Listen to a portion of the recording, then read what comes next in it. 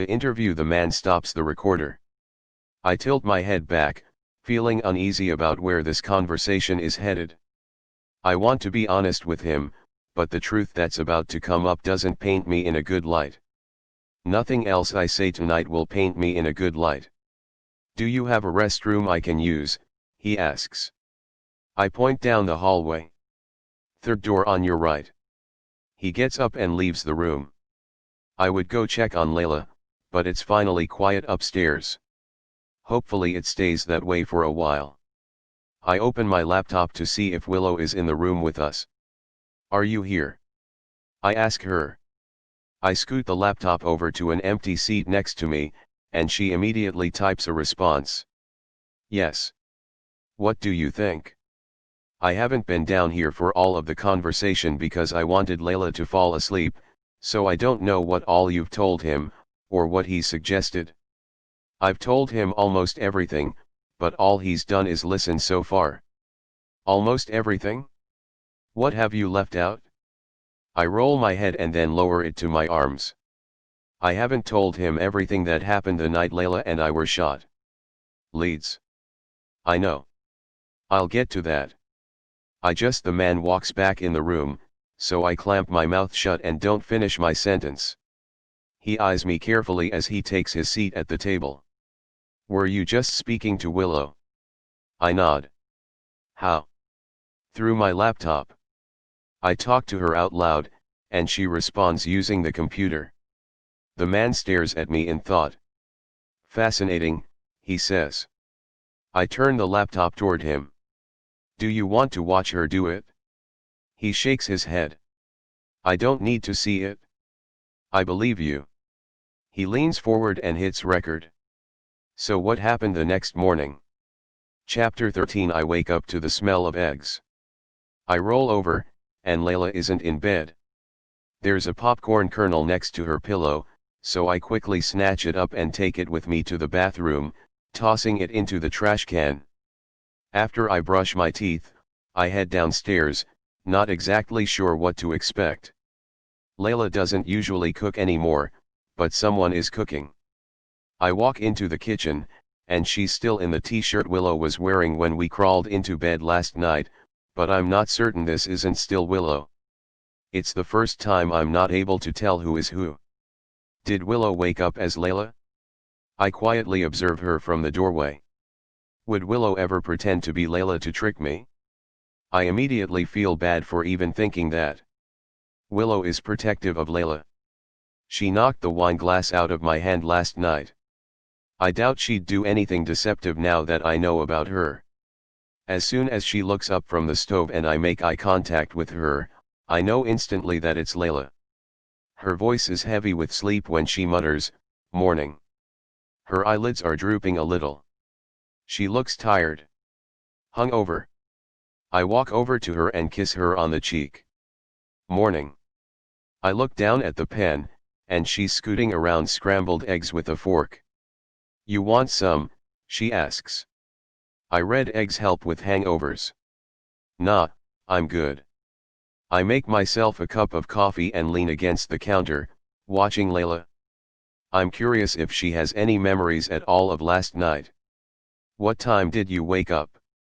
I ask her. 5. Couldn't go back to sleep. I have a horrible hangover. She spins around and says, want to know something weird? What? I had a piece of popcorn stuck in my tooth when I woke up. My spine stiffens at that comment. I turn away from her and pour creamer into my coffee cup. Yeah, we watched a movie in bed last night. You were pretty drunk. Layla laughs, but it's a painful laugh.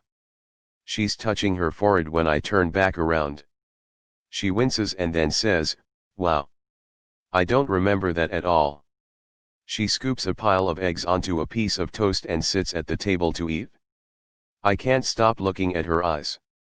Her pupils are dark and wide like two black marbles have covered the greens of her eyes. She takes a bite of her eggs and toast with a fork, then taps her fork repeatedly on the table as she chews. Her knee is bouncing up and down, like her hangover is oddly coupled with a lot of pent-up nervous energy. How much coffee have you had today? She swallows her bite and then wipes her mouth with a napkin. 4 cups already. I thought it might help with the hangover. That explains her behavior. I was beginning to think she might be Willow again, but she isn't. She's eating like Layla eats. Small bites, always with a fork. Willow would have devoured that whole plate of food by now. Maybe you should relax today, I suggest. Have another pool day. She motions toward the kitchen window. I can't, it's supposed to storm. I walk to the window and push the curtain aside. The entire sky looks like deep blue rolling hills. I open the weather app on my phone, and it says it's supposed to rain for the next 2 days. I look back at Layla. She's only eaten half of her toast and eggs, but she's already pushed her plate away and is scrolling through her phone. Then what do you want to do today? I ask. You really need some new social media content, she says. We haven't posted anything since the picture on the plane. I can take some sexy pictures of you in the rain. That might make a really great album cover. That actually sounds like a nightmare. Layla can see on my face that I'm not in the mood to pose for pictures. I know you don't want to think about work, but this house is huge. There are so many potential backdrops for photos. Just give me 2 hours with the camera, and then I'll leave you alone about it until Wednesday. Why Wednesday? That's when we leave. Her voice is delicate, but those words feel dense and unintentionally harsh. We'll be leaving Willow here alone in just a matter of days. I don't really want to go until Willow is ready to find answers, because for some reason, I need answers. I don't feel like I'll be able to function out in the real world unless I can somehow make sense of everything that's happened in this house. I take a seat across from Layla. What do you think about staying a little longer? Her shoulders drop a little. Seriously? Yeah. I'm getting a lot of songwriter done. I can probably finish the album here if I have a little more time. I haven't heard the piano once. I haven't needed it. I've been writing lyrics, I lie. She sighs and drops her phone to the table. Not to be mean, but it's boring here, Leeds. I'm going stir crazy. And the boredom is making me tired. I feel exhausted every day. It's like all I do is sleep. I know that exhaustion is my fault, but I still don't let up. What if we compromise? She raises an eyebrow. Depends on the compromise. I'll give you 3 hours today to pose me however you want for however many pictures you want to take. And you give me 3 more days to work on my album. She seems attracted to that compromise. I can even pose you in the rain. I nod. A smile manages to break through her hangover. Deal. She leans across the table and kisses me. You won't regret this. She's wrong. I already regret it. I've regretted almost every decision I've made at her expense since we got here. Yet, I've done nothing to stop myself. Layla maybe got 4 hours of sleep last night. Combine that with a 3-hour photo shoot, a hangover, and very little food today, and I have no idea how she held out until 8 o'clock before going upstairs to crash. It's almost 10 now, and there's been no sign of Willow. I've tried asking her if she's here, but she hasn't responded. Not even with the laptop. I've spent the last hour working out new lyrics. If I'm going to lie to Layla and tell her music is what's keeping me in this house, I at least need to create said music. I started writing a song about 2 weeks ago called No Vacancy, so I've spent most of my time tonight reworking the lyrics. It's been storming for 4 hours now. The forecast extended the rain to a 3rd day, which concerns me. Layla seems content when she gets her pool days, but I don't know what mood 3 days of being stuck inside this house will put her in. What are you doing? I jump so violently my chair scoots back 2 feet. I grab at my chest and blow out a breath when I see Willow standing in the doorway. I didn't hear her walking down the stairs because of the thunder, so my reaction to her unexpected appearance makes her laugh. You look like you just saw a ghost, she says with a wink. She walks straight to the refrigerator. Seriously, Leeds. Your girlfriend has an eating disorder. I'm worried about her. She grabs a plate of leftovers from the dinner I cooked earlier. Stuffed baked potatoes and Caesar salad. Layla only ate the salad, so I saved the baked potato for Willow. I close out my document and then shut my laptop. Willow puts the plate in the microwave and then turns around to face me. What was today all about? With the pictures, and the uncharacteristically vain photos. The entire time Layla was forcing me to post today, I wondered where Willow was. If she was watching or not. I was hoping she wasn't. Nothing. I don't want to talk about the compromise I made with Layla, and I especially don't want to talk about the embarrassing fact that every time Layla posts a shirtless selfie of me, I get twice as many downloads on my music. Are you like a model or something? Willow's voice is playful, but I still don't feel like talking about it. I'd almost rather her dive into Layla's thoughts just so I don't have to explain it to her. There's this thing, social media. I know what social media is, she says. Of course you do. Anyway. Layla is working to monetize my platform. So you're an influencer? I lean back in my seat, perplexed.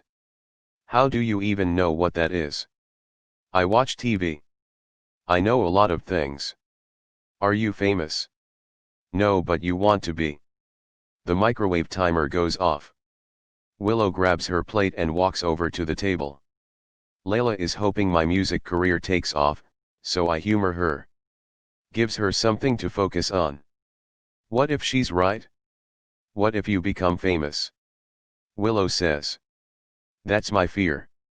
She waves her fork in the air after taking a bite. Is that how you can afford to stay here? Money from social media? No, I only have 3 songs out. But I have money. An inheritance. I expect her to make a comment about that, but Willow just eyes me curiously for a moment. Are you just playing aloof, or do you really not want the music career to work out? I'm undecided. I love writing music and I want people to hear it, but I don't know that I'm cut out for all that comes with it. You have the look. I definitely don't want to get famous because of how I look. What if you aren't as talented as you think you are, though? What if the only reason you have followers is because you're hot? I laugh at her bluntness. You think I'm hot? She rolls her eyes. You've seen a mirror before. She gestures toward my phone. I want to hear one of your songs. Play the one you played for Layla at the piano the night you met her. I think it's called I Stopped. I thought you didn't look at her memories. I try not to. That one's hard to avoid, though. It's front and center in her head. I like that Layla prefers that memory. It's one of my favorites too. I open the music app and hit play on the song for Willow. But then I open my laptop and focus on it in an attempt to ignore the fact that she's listening to my music. I hate listening to my own music. I try to busy myself with emails while she listens to each of the 3 songs intently. When they all finish playing, she scoots my phone back to me across the table. Your voice is haunting, she says. Is haunting good or bad coming from a ghost? She grins. I guess it could be either. She's in a good mood. She's almost always in a good mood, even when she's upset with me for almost drugging my girlfriend or for continuously insisting she should find out why she's here. It's like whiplash, going from Layla, who feels so heavy, to Willow, who's like a gust of wind. Can you feel Layla's anxiety when you're inside of her? I ask her. I don't feel it right now. That's probably because she isn't alert, nothing to be anxious about. But you can feel her love. And her sadness. You've said that before. Willow nods. Maybe her feelings for you are stronger than her anxiety. She does feel a lot for you. That's good to know. Does she think I'm going to propose to her? Are you? Probably. Willow takes a sip of water. Swallows. She stares down at her plate for a moment in thought, and I can tell she's trying to sift through Layla's feelings. She hopes you're going to propose, but I don't think she's expecting it this soon. What kind of ring does she want? Does it matter? You already bought it? You keep it upstairs in your shoe like an idiot. She knows about the engagement ring? Girls can sniff those things out like a bloodhound. She'll find it if you don't hide it better. So you've seen the ring? Do you think she'll like it? Willow smiles. I have a feeling she'll like any ring you give her, even if it's plastic. She loves you more than. Her voice fades before she finishes her sentence. More than what? Willow shakes her head, her eyes suddenly growing more serious. Never mind. I shouldn't be sharing her thoughts with you. It feels wrong. Willow finishes her food, but I can't help but wonder what the sudden change in her demeanor was about. What was she about to say? She clears off the table and walks to the kitchen entry. She looks over her shoulder at me. Come play me a song, Leeds. I hesitate, because I don't know that I want to. I like the memory of playing a song for Layla in the grand room. I'm not sure I want to create that memory with anyone else. It feels like a betrayal. Willow has already gone into the grand room. She's waiting in there for me. I hesitate for another few seconds, but then I ultimately leave the kitchen and walk across the hallway. I pause in the doorway to the grand room because Willow is lowering the lid to the grand piano. Then she proceeds to climb up on top of it. She sprawls out across the piano on her stomach, stretching her arms out over it. She sees me eyeing her with perplexity. She smiles gently and says, I want to feel the sound. I never get to feel things without a body. It's nice. As much as I want to preserve my memory of this room with Layla, I feel equally bad not playing a song for Willow. She doesn't get to interact with people outside of me. That has to be lonely.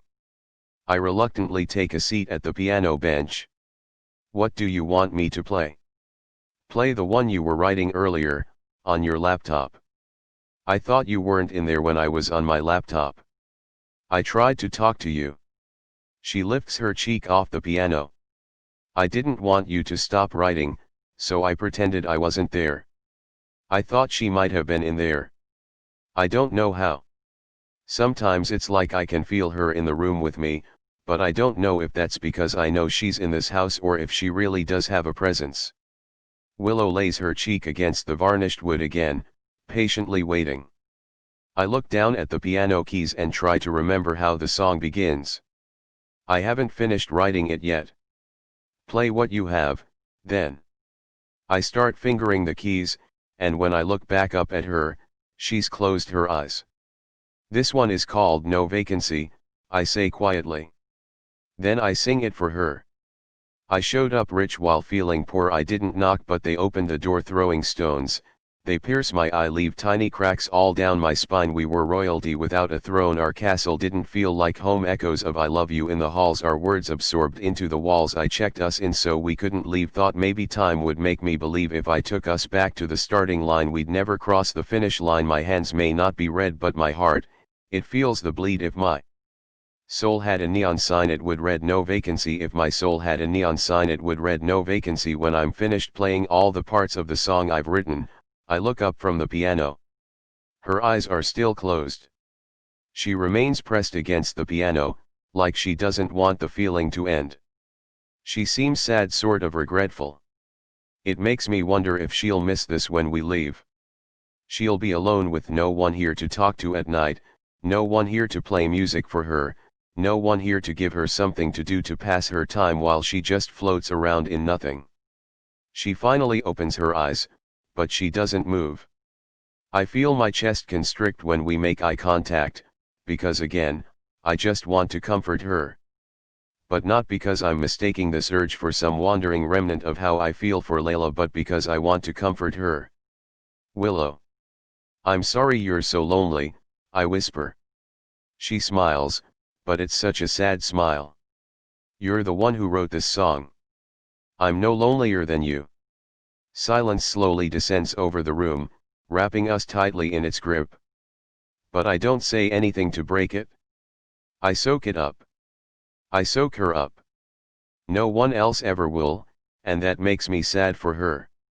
She's really in love with you, Willow says. I don't know why she says that. Does she sometimes feel Layla's urges to touch and kiss me, the same way I feel the urge to touch and kiss Layla?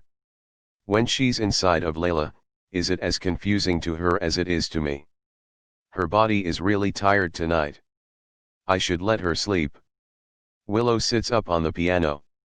You coming to bed? I want to. Which is exactly why I shouldn't. I swallow the yes that's stuck in my throat and look down at the piano keys. I place my fingers on them.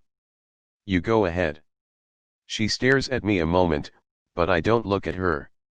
I begin playing the song over again, and when I do, she leaves the room. After she walks upstairs and I hear the bedroom door close, I stop the song. I lower my head to the piano. What am I doing? And why do I not want to stop? Chapter 14. I woke up determined to give Layla all my focus today. Maybe it was guilt. It wasn't hard to give her all my focus. She was by my side most of the day because the weather outside left us with little else to do. It's almost midnight and Layla still hasn't fallen asleep. That might be because of the storm. She doesn't like the idea of being in the middle of Tornado Alley during a thunderstorm, but I've been keeping an eye on the weather. There aren't any tornado warnings, just lots of lightning and rain. And thunder that makes her tense up every time it shakes the house. I normally find this kind of weather relaxing, but right now I'm just irritated with it because it's keeping Layla awake. She's lying on the couch with me in the grand room, scrolling through her social media posts. Her feet are in my lap. I'm trying to finish reading the book I started 6 months ago, the one about the game show host who claimed to be a spy, but my eyes are just scanning the screen. I'm not soaking up any of the words because I can't stop thinking about Willow. Layla did agree to give me a few more days in the house, but we'll still eventually have to leave. Willow will be alone.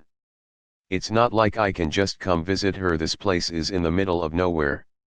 It involves a flight, a rental car, hours of driving. It's an entire day of travel.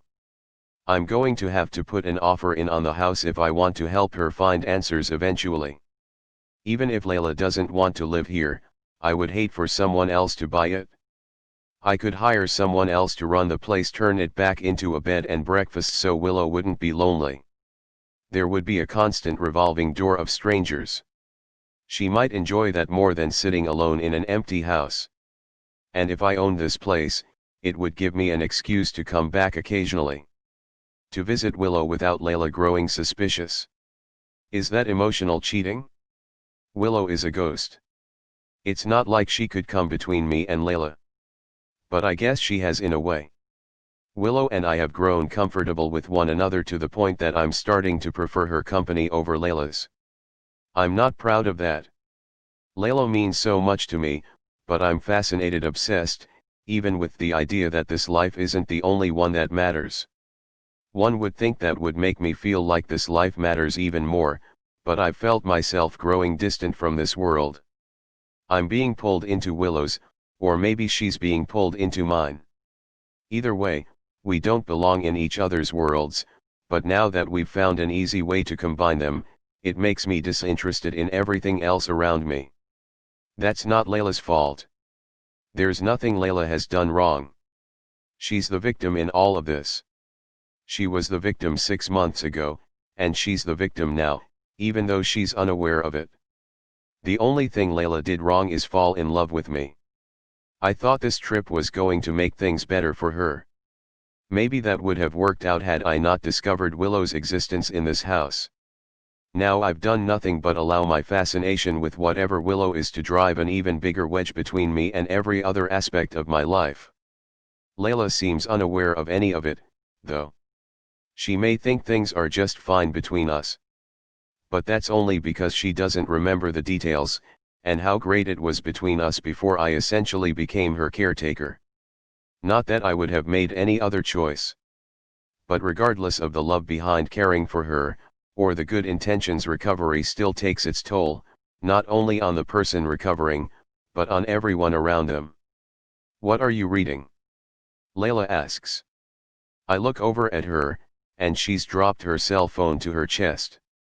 Her head is tilted and her hair is spread out over the pillow beneath her. She's barely wearing anything, a silky see-through top that doesn't even cover her navel. A matching pair of cream-colored panties. I set my phone down on the arm of the couch and wrap my hand around Layla's ankle. I drag it slowly up to her knee. Still trying to finish that same book. What book? The one about the game show host who thinks he's an assassin. She shakes her head a little. Doesn't sound familiar. I start to say, I told you about it, but then I remember that was one of the last conversations we had before she got shot. She has no memory of that entire day, or the week that followed.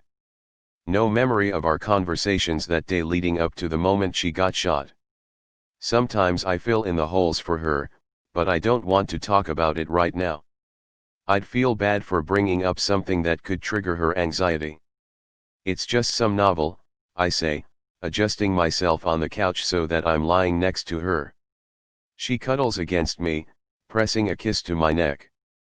I take in the scent of her shampoo. It's tropical mangoes and bananas, and it reminds me of everywhere that isn't Lebanon, Kansas. Everywhere Layla would probably rather be than right here.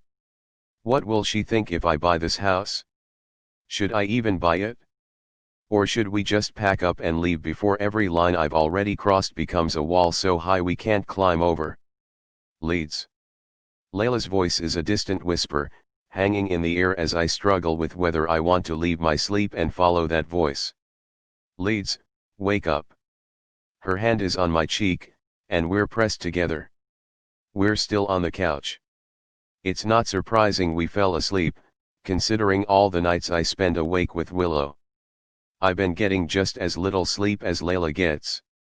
I slip my hand inside the back of her silk shirt and run my palm up her skin.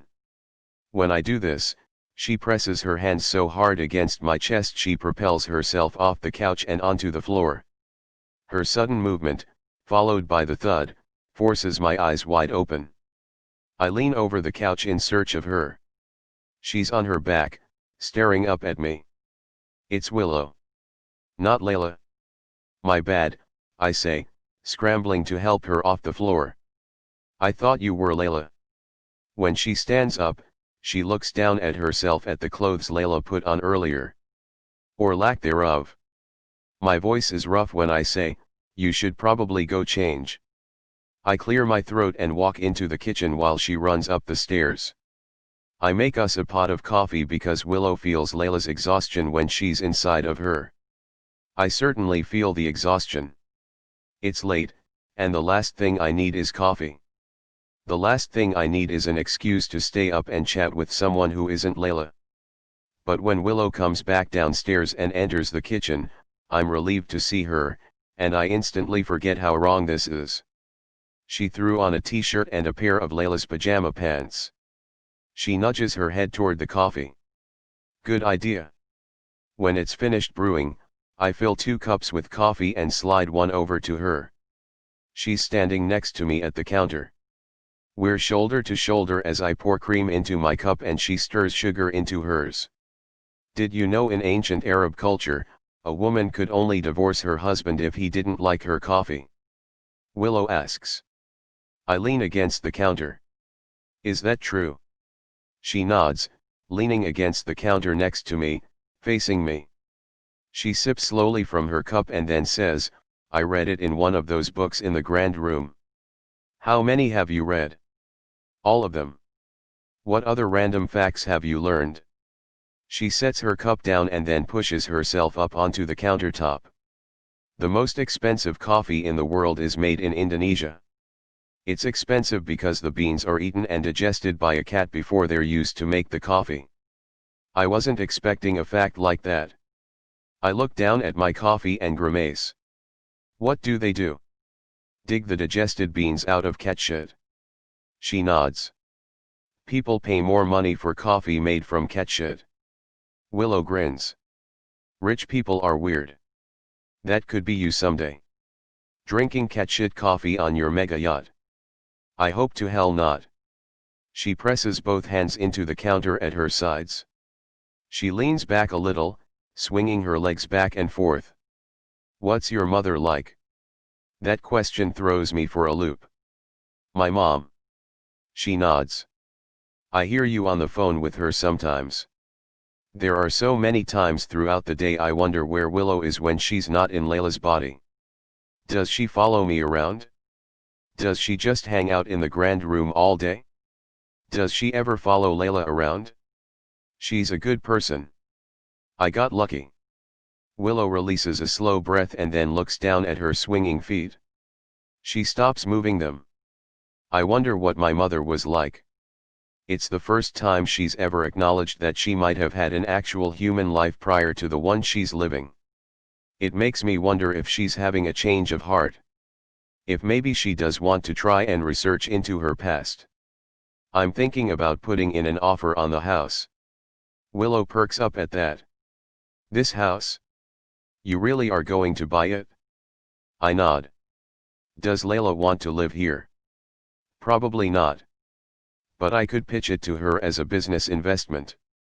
It would give me a reason to visit you. Why doesn't she like it here? When I've looked back on her memories of this place, they all seem good. A lot has happened since we met. I don't know that it's this particular place she doesn't like. She just hasn't had a chance to settle since she was released from the hospital. I don't think anywhere will feel like home to her until we can pick out a place together, and I doubt she'll want a place this isolated. She lived in Chicago before, right? Do you think she wants to go back there? I stare at Willow, wondering if she knows that's what Layla wants, and she's just saying that as a hint. I don't know. You tell me. Willow shakes her head. I don't want to dig around in her head anymore. Like I said before, her thoughts are chaotic. What do you mean by chaotic? I'm not sure, Willow says with a shrug of her shoulders. You say she's lost a lot of her memories, but to me, when I'm inside her head, there are too many for me to process. It's like they all overlap, so it's hard for me to really sift through them. But honestly, they aren't my thoughts to sift through, so I mostly just ignore them.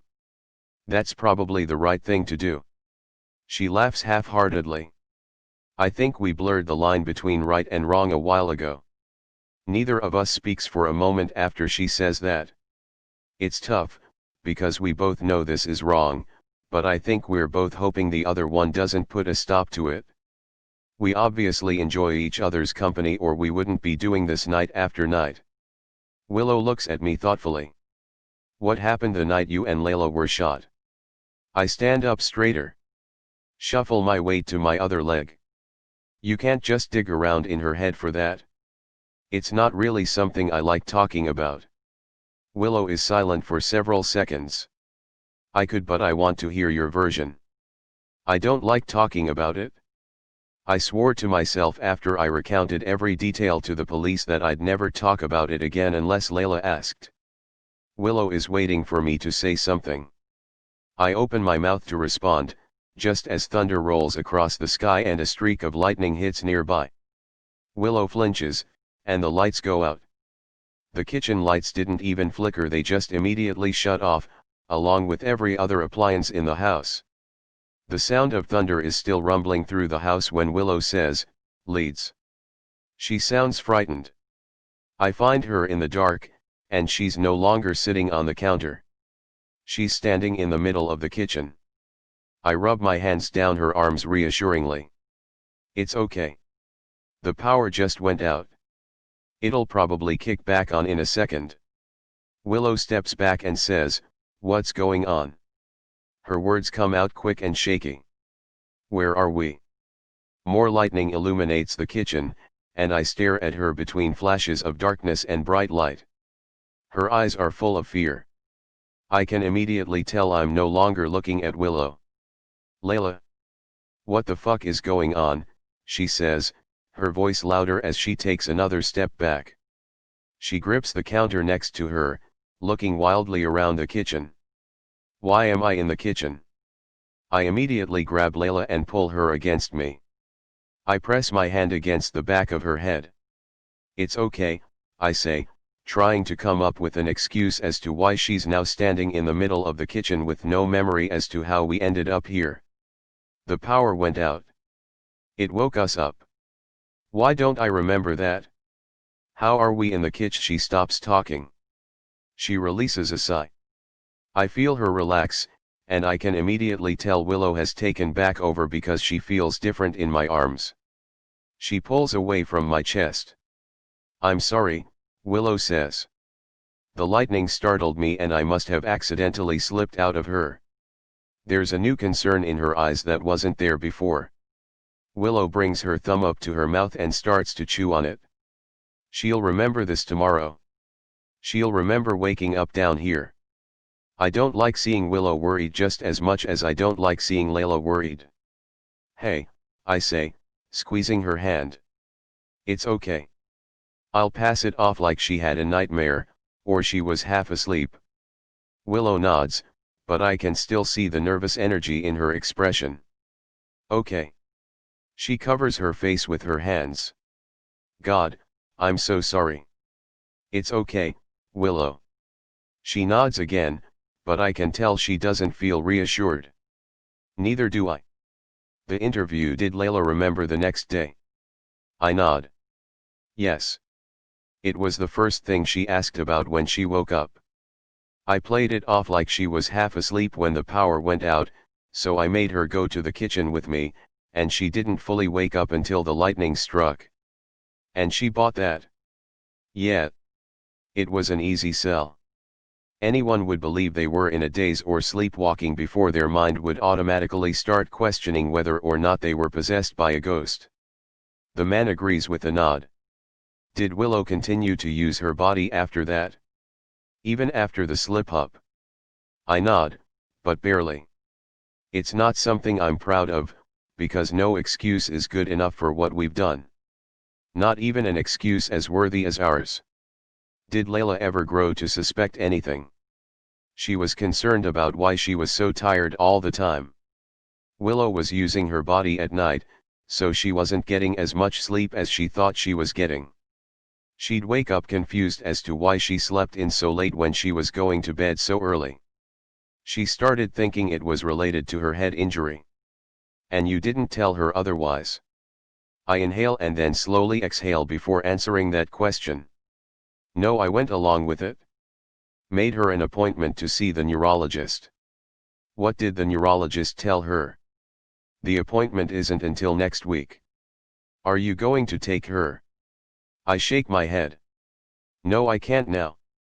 She's never going to forgive me for what I've done to her these last few days. I lean forward, pressing my palms to my forehead. I've let this get out of hand and I'm not sure how to turn it around. Why didn't you just tell Willow to stop when you realized it began to affect Layla? I didn't want her to stop. Because you were trying to help Willow. I wish I could say yes to that, but I shake my head. We just fell into a routine, I think. It went on for days. Layla would fall asleep at night and Willow would take over. We'd watch movies. I'd cook for her. She'd read a book on the couch while I worked on music.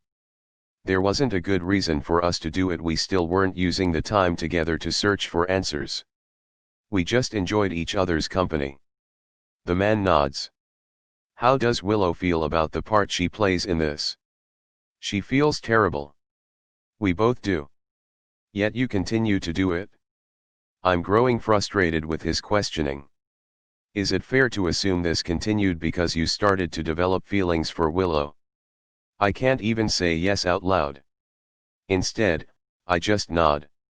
Chapter 15. We're supposed to check out in 2 days and head back to Tennessee. Layla has been cheerful about it. I haven't been. I'm sitting at the piano bench, trailing my fingers up and down the keys. I've been internally moping all day, like a child being forced to throw away his favorite toy. I haven't spoken much to Willow since last night. We stayed up late watching another movie. I've noticed a recurring theme over the past several nights. We watch movies about ghosts, the afterlife, anything paranormal. Willow asks questions after the end of each movie, as if she's trying to figure out which version of this world she wants to believe in. Last night we watched What Dreams May Come. It made her cry. She didn't ask a single question when it was over. She just rolled onto her side and looked at me sadly. I asked her what was wrong, and she said, "I don't want to go back." "Back where?" I said. "To nothing.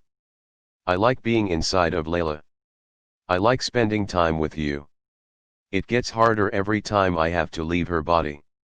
I didn't know what to say because I felt the same way, so I just grabbed her hand and held it until we both fell asleep.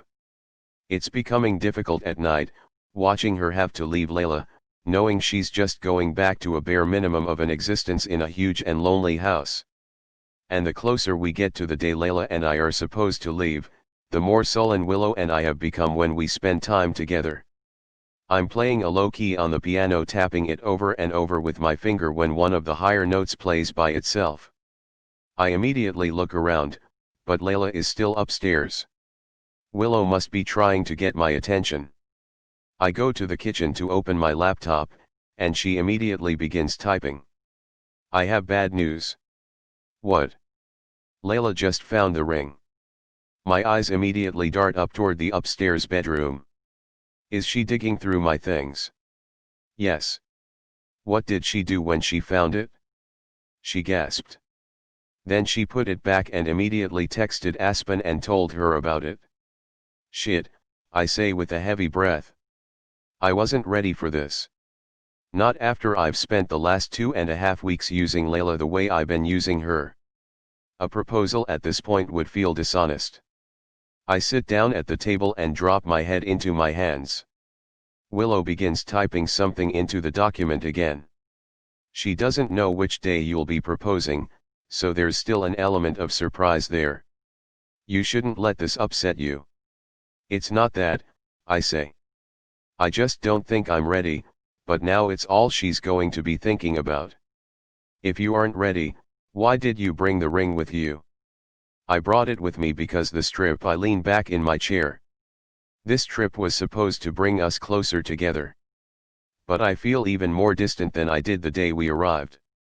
Is that my fault?" "No, I don't think what we're doing has helped, but it's not your fault. I didn't know that's why you came here." Now I feel guilty for inserting myself into the narrative. "I can stop. If you want to spend these last 2 days with Layla, I can disappear, and you won't even know I'm here." My chest tightens at that thought. I don't want to spend these last 2 days here without Willow. That's what I've been afraid you'll do, Willow. It isn't at all what I want. I close the laptop because I don't want to continue this conversation. Not over a laptop, anyway. I need to go talk to Layla. Gauge her mood. Maybe the ring freaked her out. Maybe she isn't ready either. Maybe this will prompt a long overdue conversation between us. I go upstairs and can hear the shower running. I walk into the bathroom, and Layla is brushing her teeth. She always does this. Turns on the shower to warm up the water and then stands at the sink for 10 minutes to do her nighttime routine of brushing her teeth and washing her face and plucking her eyebrows. Then she barely has enough hot water left to actually make it through a full shower. She grins as soon as I walk into the bathroom. She spits toothpaste into the sink and then rinses. Then she walks over to me and wraps her arms around me, pressing her mouth to mine. There's such a difference in her right now compared to the tired version of herself she's been dragging around during the daytime. She's definitely excited for the proposal. It's like it breathed new life into her. "What are you doing?" she asks, her voice a disturbing level of cheerful. "Working." She slides her palms down my chest. "You should take a break. Shower with me." I look over my shoulder like I have somewhere to be. "I took a shower this morning." When I look back at her, she rolls her eyes and lowers her hands to my sweatpants. "Well then, I'll shower."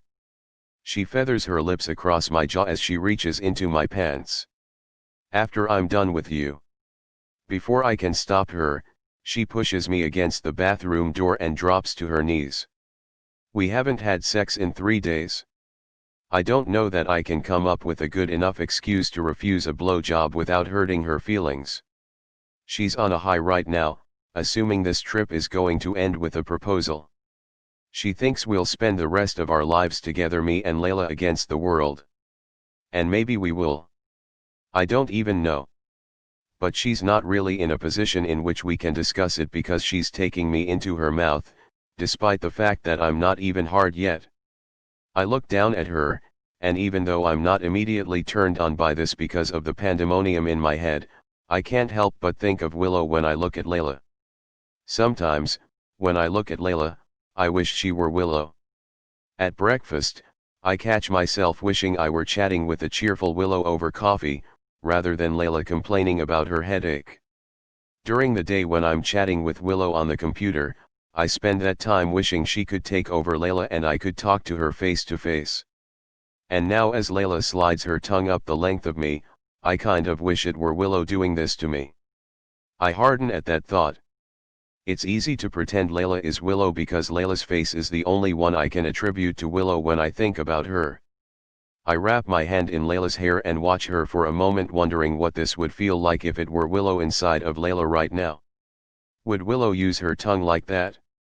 Would she make the same noises Layla makes? She wraps her lips around me and takes me in as far as she can. My head falls back against the door and I groan, putting pressure on the back of her head, not wanting her to stop now. One of her hands is moving up and down the length of me in rhythm with her mouth. Her other hand is sliding up my stomach. I grab it, squeeze it, press it to my chest as I think about Willow. I imagine how Willow's kiss would feel. Would it feel the same as Layla's kiss? Would sex with Willow feel different than sex with Layla?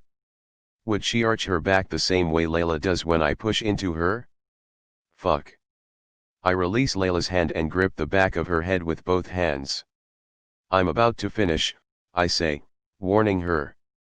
She always stops when I say that so she can finish with her hand. She pulls back, breathless, and whispers, "You can finish in my mouth this time." There's a glimmer in her eye as she takes me back in her mouth in excitement, and I know this is her way of thanking me for a proposal that has yet to happen. If I wasn't already on the brink of exploding, I'd probably put a stop to this, simply because I know where her head is at. Everything about this moment is wrong. Layla thinks she's pleasuring her soon-to-be fiancé while I'm pretending she's the ghost I've been slowly falling for. It's the strangest release I've ever had. I don't even enjoy it. My legs tremble as she keeps her mouth on me, swallowing every last bit of deception I've been handing her. I don't make a noise. I just close my eyes and wait for her to stop. When she finally releases me, I can't even bring myself to look at her. All I can think about are the words she said to me the first night we met, after I'd just told her she was the best sex I'd ever had. We always think that when we're in it.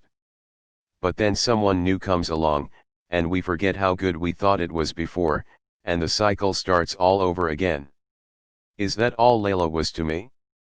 Part of an endless cycle of relationships? I thought for sure she was the one.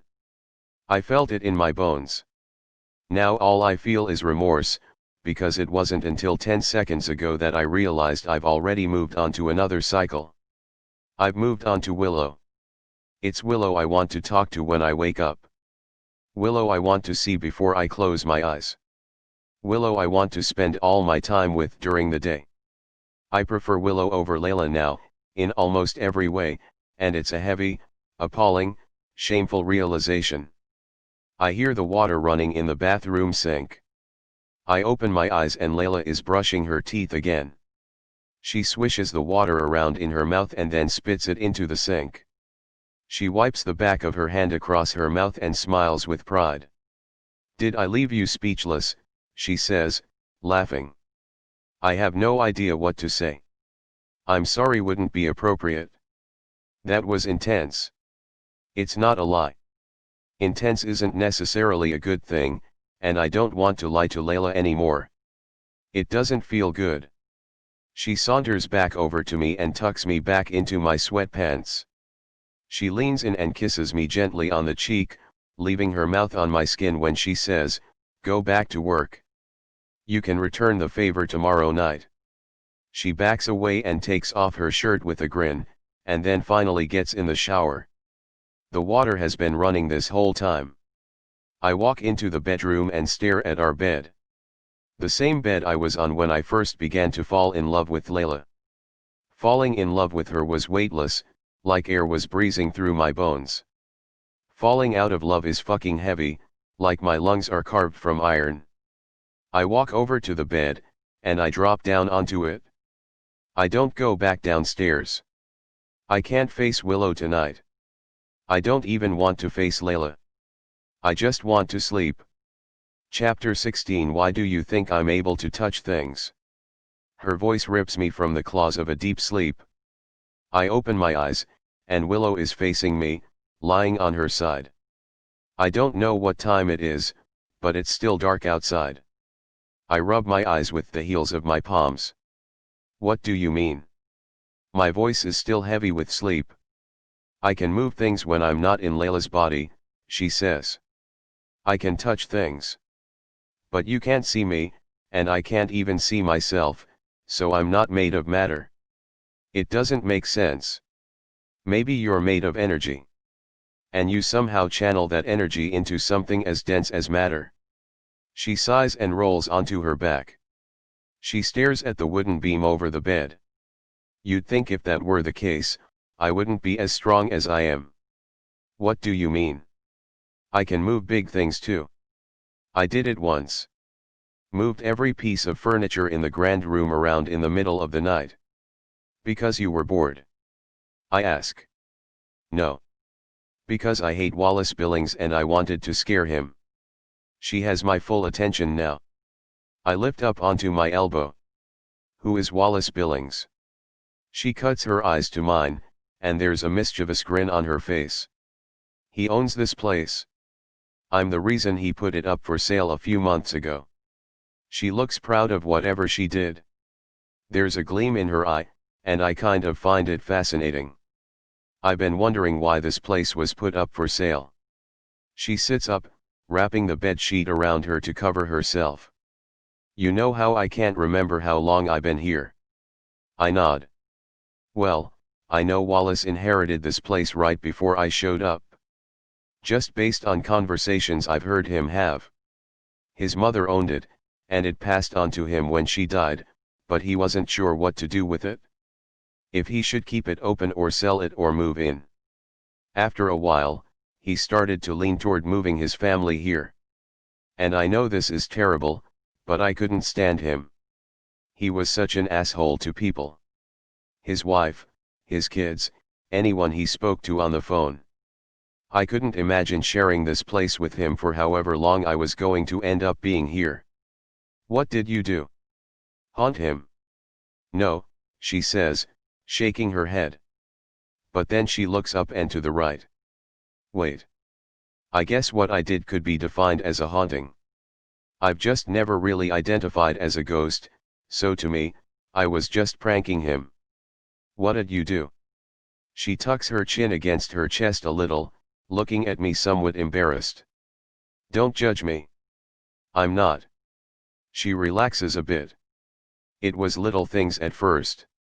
I'd slam doors, turn off lights. Your typical ghostly encounters. It was fun watching him try to explain it all away. But the more I'd witness his asshole behavior, the bigger I went with the pranks. One night, after I decided I didn't want him in this house for another day, I moved all the furniture around in the grand room. I moved the couch against the opposite bookshelf. I moved the piano to the other side of the room. I even moved books from one shelf to another. What was his reaction the next day when he saw everything had been moved?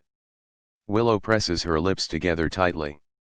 She moves her head from side to side with a sheepish look on her face. Well, that's the thing, she says. I moved everything while he was still in the room.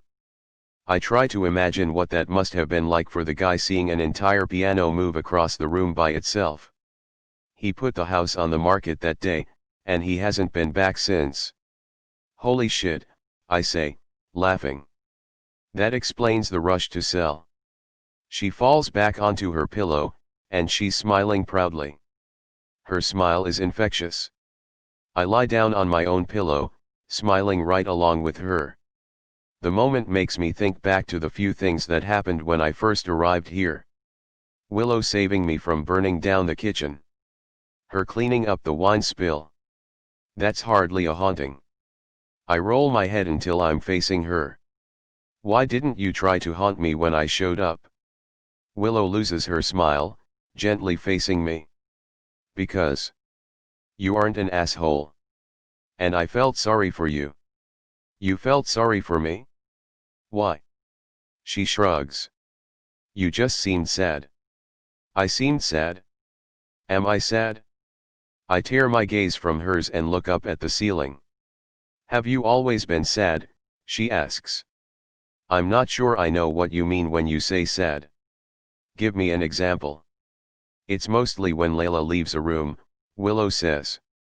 You stare at the door for a long time with this distant look in your eyes. Sometimes you seem sad even when you're with her. I don't know. It's just a feeling I get. I'm probably wrong. I shouldn't be shaking my head, but I am. You aren't wrong. She sits up again, holding the sheet up over her breasts. I tilt my head on the pillow and look at her. Do you not enjoy being with her? She asks. I used to. But now it's complicated. I keep my voice low because for whatever reason, it feels like less of an admission if I say it quietly. A lot has changed between us since that night. Since the shooting. We aren't the same couple we were in the beginning. She's been through a lot, physically, emotionally, mentally. And of course I would never give up on her, but I don't know how to finish my sentence. I've never admitted any of this out loud. But what? Willow asks. I exhale. Sometimes I wonder, if I would have met her today how she is now, would I have fallen in love with her as easily as I fell in love with her in the beginning? I don't know. Part of me thinks maybe I wouldn't be able to fall in love with this version of her at all. And when I have those thoughts it makes me feel like shit. Because I'm the reason she is the way she is. I'm the reason she's so unhappy now. Because I failed to protect her. Willow's expression is sympathetic. Almost regretful, like she didn't mean to open up this can of worms. She inhales a soft breath and releases it into the silent room. Maybe things will eventually go back to exactly how they were in the beginning between you two. If it's any consolation, you don't seem as sad now. Not like when you first showed up here. I look at her pointedly. That has nothing to do with Layla and everything to do with you, I admit. Willow doesn't react to that with anything other than her eyes. They flicker a little, as if she wasn't expecting me to say it. I shouldn't have said it. As soon as the words left my mouth, I felt the guilt. But I said it, and I said it because it's the truth. I look forward to these moments with Willow more than I look forward to time with Layla. What does that say about me? I sit up and slide my hands up my face, then into my hair. I'm gripping the back of my neck when I completely change the subject. Are you hungry? Do you want me to make you something to eat? Willow stares at me, unmoving, as if my words are still sinking in. But then she nods and slips gracefully out of bed, leaving the sheet behind. She walks confidently to the closet and takes down one of Layla's shirts.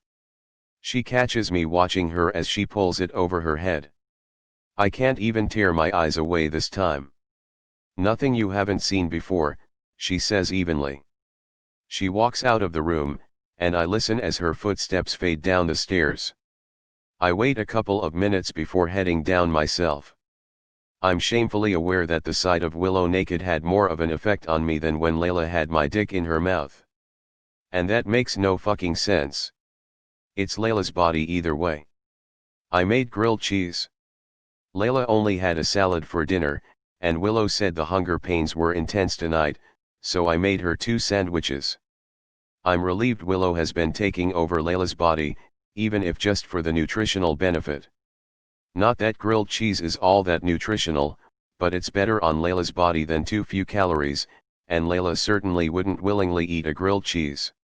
Her obsession with dieting has been a concern of mine for a while now, but I haven't really made it a priority because so many other things with Layla have been my focus for the last 6 months. I thought the eating would work itself out. It hasn't, but Willow at least makes it less of a concern for me. She's on her 2nd sandwich, and neither of us has spoken since I handed her the plate of food. I'm on my laptop, staring at the listing for the house. I'm still torn about what to do. I don't want to leave Willow alone, but I know Layla doesn't want to stay here. I would ask Willow to come with us, but that's not really an option. I can't allow her to continue using Layla's body. It was only supposed to be a temporary fix, a way for Willow and me to communicate. But it's taking its toll on Layla. It's taking a toll on me. The only solution I can think of is to buy this place. If I do that, Layla and I can visit. Willow could still take over Layla's body the few times a year we come here.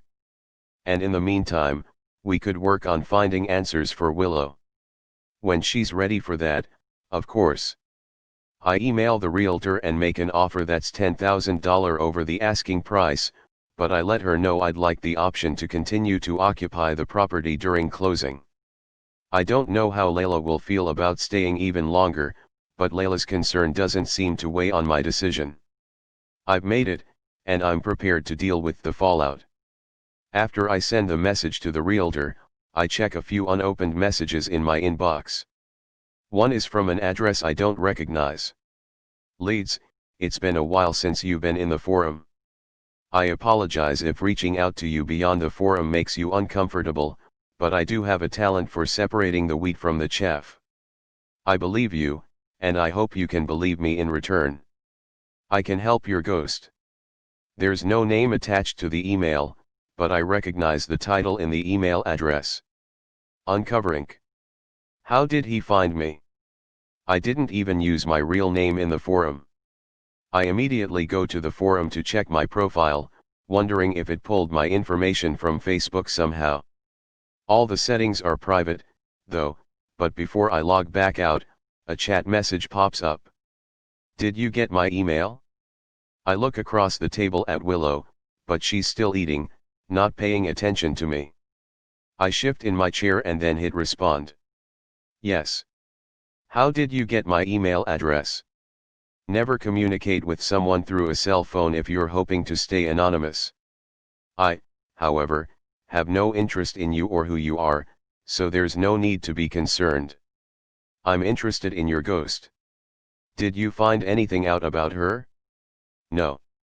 Are you still at the bed and breakfast? I lean back in my chair and stare at that message, unnerved. He knows where we're staying? My heart begins pumping wildly in my chest. The last time someone found out where we were staying, it didn't end well. I immediately push back from the table and walk to the front door to make sure it's locked. I double-check the alarm system when I pass by it to make sure it's set. I check the other doors as well as every single window in the house. It takes me a while because this house is huge and there are a lot of windows, so by the time I make it back to the kitchen, I'm not surprised to see Willow is finished eating. I am surprised to see that she's looking at my laptop. She points at the screen and looks up at me like I've betrayed her. What's this? I can't tell if she's upset or not. I shake my head and try to close the laptop, but she forces it back open. Who is he? She asks. I don't know. How does he know about me? It's just someone I met in a forum. I thought it was anonymous, but he figured out how to contact me. Willow's jaw hardens. She stands up and paces the kitchen. Is that why you seemed anxious while I was eating? I'm not anxious. You are. You checked all the windows and doors because whoever he is, he knows where we are. Don't worry. I'm overly cautious now. Everything's locked up. Willow's shoulders are tense.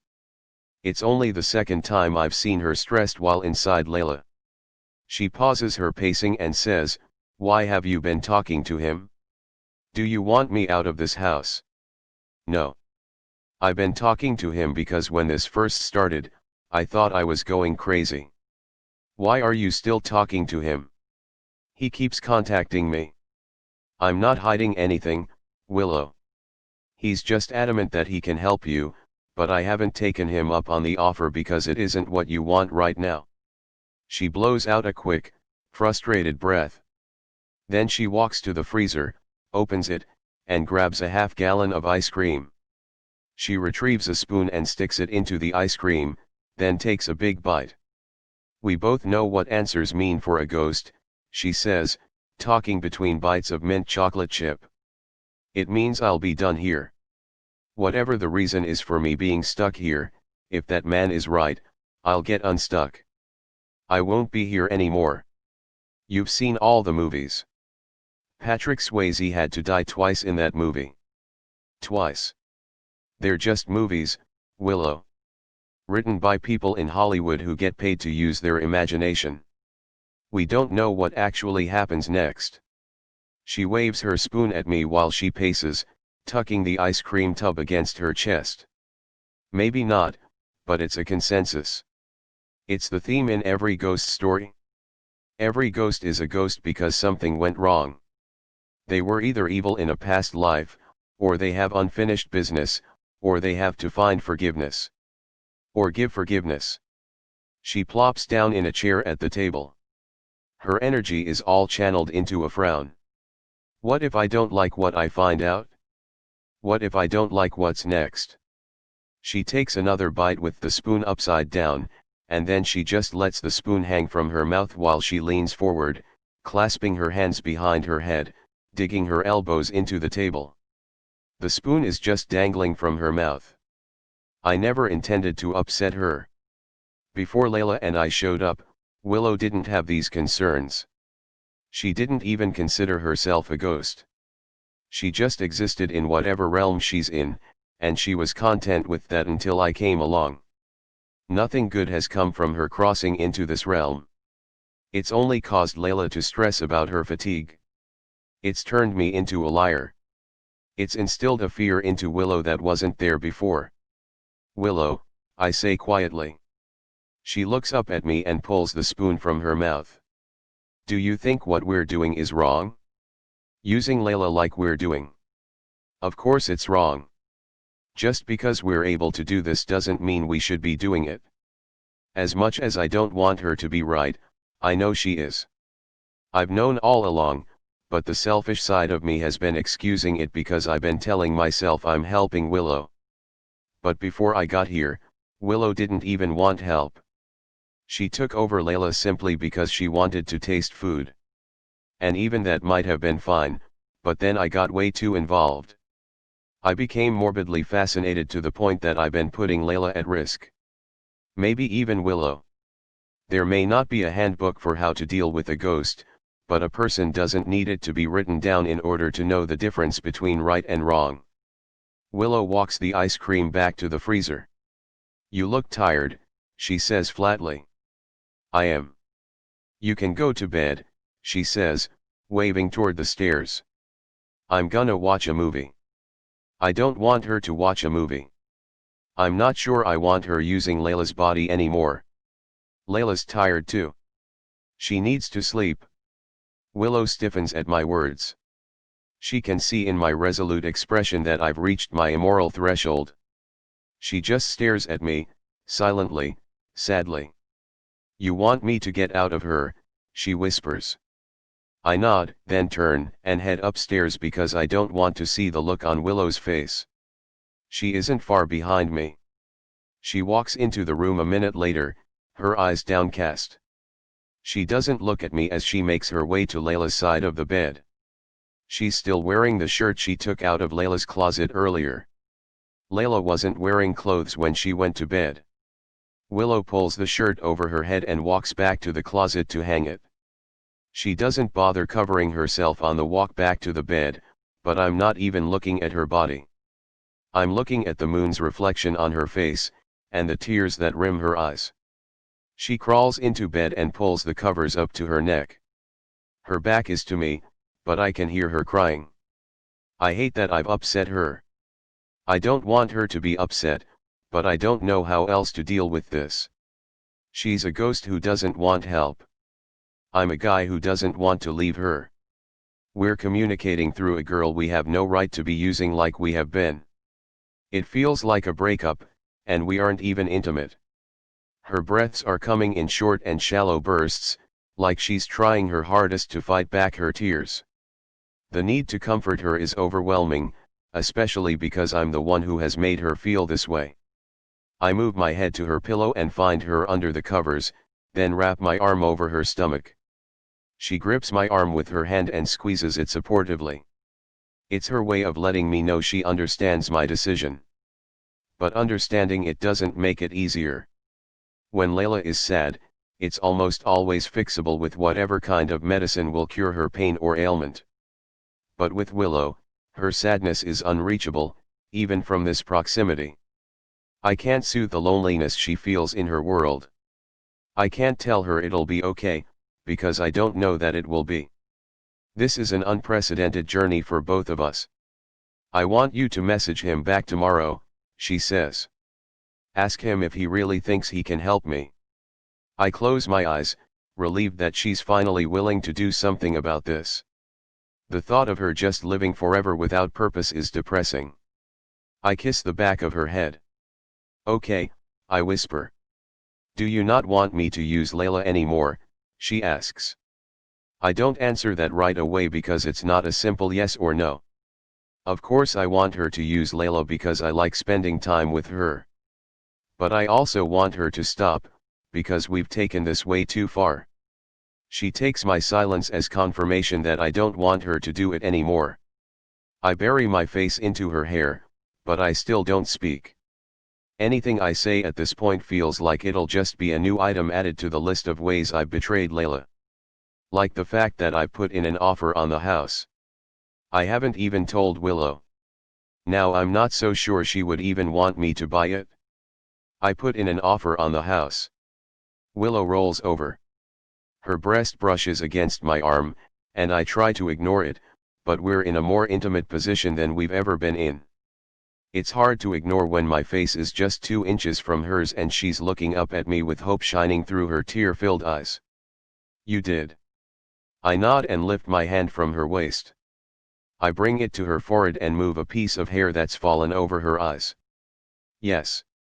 I wouldn't be here full-time, but I can come back and visit. I want to help you. What about Layla? She asks. I shrug, because I don't know what will happen with Layla. I don't know that she'll ever want to come back here. I don't know where we'll be when we leave here. Things with Layla feel different now that Willow has entered the picture. But I also know that visits back to this place will just be another form of torture if we don't use Layla's body. Sure, we'll be able to communicate. But we'll have to do that without a way to look at each other, and that sounds like torment. The room is quiet. So quiet I swear I can hear Willow's heart pounding in her chest. She's gazing up at me with a mixture of longing and sadness. I'm looking down at her much the same way. Even buying this house wouldn't bring me reassurance. I'd still think about her every minute of the day when I'm not here. I'll still pretend Layla is Willow every time I kiss her. My eyes fall to Willow's lips, and I'm reminded of the crazy way my heart beat when I kissed Layla for the first time, only now it's an even smaller plink and a much bigger boom. I never thought I'd feel more for someone than I felt that night. But right now, I'm feeling everything I can feel in this world, coupled with everything I could feel in Willow's world. I run the back of my hand across her jaw, angling her face more toward mine. She keeps her eyes open as I slowly lower my head and rest my mouth against hers. There's a hesitation on both of our parts as our lips slide against each other with very little movement. It's as if we're both scared of what this will mean for our future. Will crossing a physical line by kissing her make me crave her even more? Will it make me never want to leave? Will it weaken my resolve to the point that I let Willow take over Layla whenever she wants? In this moment, I honestly don't care. In this moment, the only thing I can care about is my selfish, insatiable need to kiss Willow. I wouldn't even care if this caused an upheaval to the entirety of humanity. I slide my hands in her hair and slip my tongue into her mouth, and I don't do it gently. I kiss her with a need I didn't even know was buried inside me. She moans into my mouth, and it fills me with even more urgency. I don't know why I'm kissing her like someone might steal this moment from us. She responds in kind, threading her fingers through my hair, tilting her body more toward mine. She presses her breasts against my chest, and a sensational pull rolls through me. I want on top of her, inside of her. I want my mouth to cover every inch of her. I want to hear every single sound she's capable of making, and I want my hands and my tongue to be responsible for those sounds. The kiss has only gone on for a matter of seconds, but it's long enough that an ache inside of me builds and builds to the point that the kiss becomes painful. It becomes sad. I've never had so many emotions run through me during a single kiss before, but I run through every feeling my body and mind are capable of until the one I want the least consumes me the most. I ache everywhere, but it's the most prominent in my chest. It hurts so much I'm forced to pull away from her and suck in air because I feel like my heart is being strangled. I roll onto my back and try to catch my breath, but there isn't enough air in this world to ease this feeling. I find Willow's hand, and I hold it, but it's all I can do. I can't kiss her again. I can't go through that with her again, knowing she's not someone I get to keep for the rest of my life. I shouldn't have done that. Now I don't want to leave. The only thing that feels important to me now is making sure Willow doesn't have to spend another day alone in this house. I'm full of an immense need to find answers for why Willow is stuck in her world, because I desperately need her to get stuck in mine. I tilt my head to look at her, and when I do, I wish I wouldn't have. It just makes it worse because she's looking back at me with a broken heart. She rolls toward me and tucks her head in the crook of my neck, curling herself around me. Every time I have to leave her body, it feels like a punishment. Every night, over and over. It's torture. I wrap my arms around her, wishing I could fix everything for her. But I can't. I've just made it all so much worse. Chapter 17. The bed is empty when I wake up. I touch Layla's pillow and run my hand over it, as if Willow is still lying there. Maybe she is. I sit up to check the time, but I can't find my phone. I look on the floor. On the bed. It isn't in here. Did Layla take it? I rush downstairs to find her, my fear 2 steps ahead of me as I wonder why she took my phone and what she might be seeing on it. A conversation with Willow, the app for the security system? I rush into the kitchen, but Layla isn't there. I search the grand room, the downstairs bedrooms. I open the back door, but she isn't out by the pool. I run to the front door and swing it open. Layla is sitting on the porch steps, staring out over the front yard. There's a cigarette in her hand. What are you doing? She doesn't turn around to look at me, which makes me wonder what she found out. There are so many things. The cameras, the conversations on my laptop, the kiss last night. I walk tentatively toward the steps and watch as Layla takes in a slow drag of the cigarette. I wasn't aware you smoked, I say. She blows the smoke out. I don't. But I keep some hidden in my purse for when I'm stressed. She cuts her eyes at me, looking over her shoulder. I'm not sure what it is that caused that betrayal in her expression, but she definitely uncovered something. I keep my voice steady when I say, "What's wrong, Layla?" She looks away from me again. Her voice is flat when she says, "Why didn't you tell me you were buying this house?" I lean my head back and blow out a silent breath of relief. I thought maybe she might have found the security footage. I wouldn't have been able to explain that. But I expected her to be mad about this. I'm even okay that she knows about it. I planned to tell her today anyway. How did you find out? The realtor just stopped by. Layla jams her cigarette onto the wooden step next to her, and it feels like an insult. The contract is on the kitchen counter. She'd like it back by the end of the day. I've never seen her this angry. Her sentences are tight, and she won't look me in the eye. Layla. It was supposed to be a surprise. The hell it was, she says. She stands up and brushes past me, then makes her way into the house and up the stairs. I follow her, a little confused by her level of anger. I didn't expect her to be thrilled, but I also didn't expect her to be this incensed. Layla, I say when I reach the top of the stairs. I get her name out, right as the bedroom door closes in my face. I open it and watch as she pulls an empty suitcase from beneath the bed. She tosses it on the bed, opens it, and then walks to the dresser. Why are you so upset about this? She scoops up the entire contents of the dresser drawer and tosses them into the suitcase. I don't want to live in the middle of nowhere. We're a couple. You should talk to me about things like this, but instead, you went behind my back. She walks to the closet now and grabs several of her shirts. I wasn't hiding it. It was a surprise. We fell in love here. I thought this place meant something to us. Her face contorts into a mixture of confusion and anger. My sister got married here. This place means more to her than it does to me. I don't even like Kansas. I've said it in all the ways I can possibly say it without being rude. She shoves the shirts in the suitcase, hangers still on them. What is your ultimate goal, Leeds? To force me to live somewhere I don't want to live, or were you hoping I'd leave you and go back to Chicago? She's still packing, and I'm not sure I can convince her not to leave. But she can't leave. Not after last night. Not after that kiss with Willow. I have to convince her to stay, even if it's just for one last night.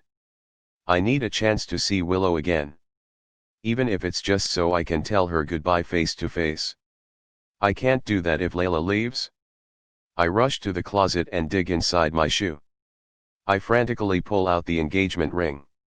I had a plan, Layla, I say, walking over to her.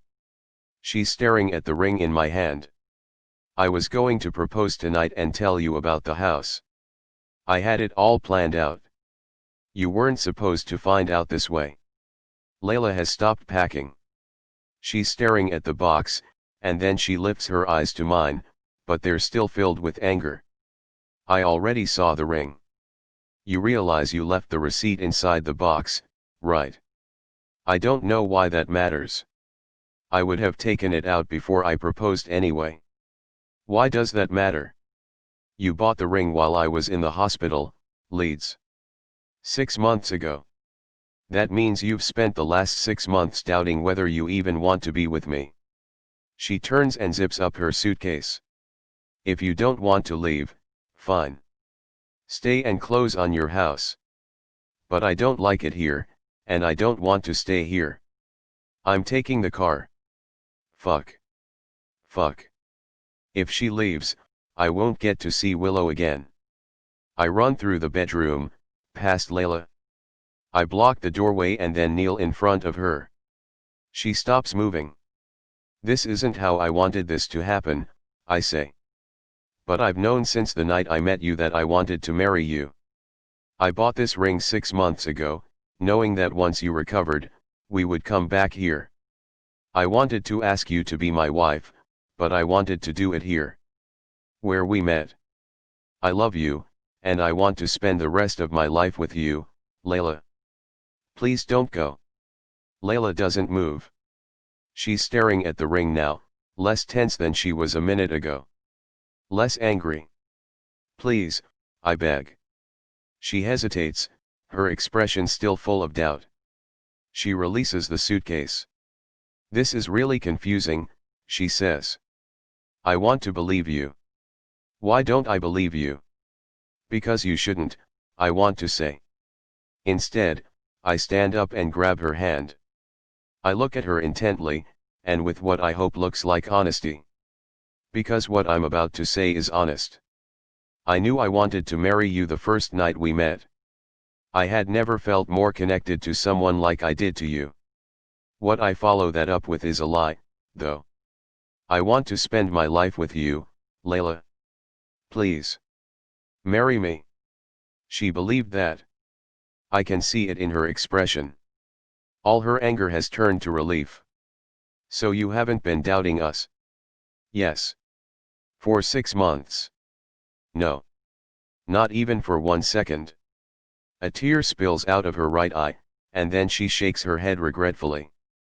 I ruined it? Leeds, I'm so sorry. I got angry and I ruined this whole thing. I pull the ring out of the box. I slip it on her trembling finger. She's full on crying now. It's not your fault. I should have planned this better. She shakes her head and throws her arms around my neck. No, it was perfect. She kisses me and then pulls back to look at the ring. And yes. Yes, yes, yes, I'll marry you. This was not the proposal I had imagined. Far from it. I try to keep a solid expression on my face, but the bigger her smile gets, the smaller I feel. She kisses me again, and she tastes like cigarettes, and I have to force myself through the kiss. I've done some pretty terrible things in the last year, but this may be the lowest I've ever sunk. I just proposed to a girl I'm not even sure I'm in love with anymore. I have to call Aspen, Layla says. She bounds out the bedroom door and down the stairs. I just stand still in the bedroom, shaking my head. What have I just done? I hear something behind me, a noise coming from the dresser. The bottom drawer slowly slides open by itself. I walk over to the dresser and look inside the drawer. My laptop and my phone are tucked away inside. I pick up my phone and enter the passcode. I open the messages where Willow and I have most of our conversations. There's an unread message that reads, "I had to hide your phone and your laptop after the realtor left." Layla looked really angry and I didn't want her snooping. The message was sent an hour ago. I sigh, walk over to the bed, and fall on top of it, face first. I'm sorry, I say out loud. I had no other choice. The room is silent. I lay my phone on the bed in case Willow wants to use it to respond to me. She doesn't. She doesn't speak to me at all. Chapter 18. You don't eat enough. My words come out harsher than I mean for them to. Layla looks up from the food she's been pretending to take bites of. I've eaten enough to gain 3 pounds since we got here. I'm not just talking about these past 2 weeks. You barely get 800 calories a day, tops. It worries me. My body is used to 800 calories. I function just fine on that. No, you don't. You're always hungry. Layla laughs incredulously. You say that like you know my body better than I do. I'm making her angry. That isn't my intention. It's just that I've been angry all day and that's transferring onto Layla. Willow hasn't spoken to me since I gave Layla the ring. I've tried talking to her every time Layla leaves the room, but she doesn't respond. Yet another night I'll spend counting down the minutes until Layla falls asleep. I take my plate to the sink and rinse it off. Layla can sense something is wrong with me. She pushes back from the table and walks over to me, sidling up next to me. You okay? I realize I'm supposed to be on a high because I proposed to the love of my life today, but it is so fucking hard to fake a smile. Is it because of the house? She asks. Is it really that important to you? I don't hear any traces of anger in her voice. She seems genuinely curious, so I use her good mood to my advantage. I cup her chin in my hand. This is where I met you, Layla. Of course it's important to me. She smiles. That's sweet. That doesn't mean she's okay with it, though. It would be a good investment. I don't even know if that's true. It could be a money pit. You wouldn't have to live here.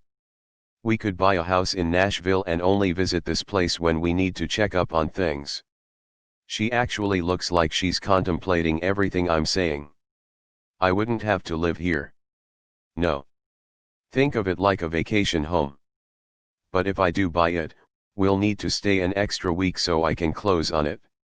Wrap some things up before we head back to Tennessee. I've never bought a piece of property before, but I'm pretty sure it takes more than a week to close. I don't want Layla to know that, though. Layla drops her forehead to my chest. A whole week, she says with a sigh. Ugh. Fine. I trust you. I take a step back. Seriously. She nods. Why not? It means a lot to you, and you'll be my husband soon. Besides, it might be cool to get married at the same place my sister got married. I wrap my arms around her and I hug her.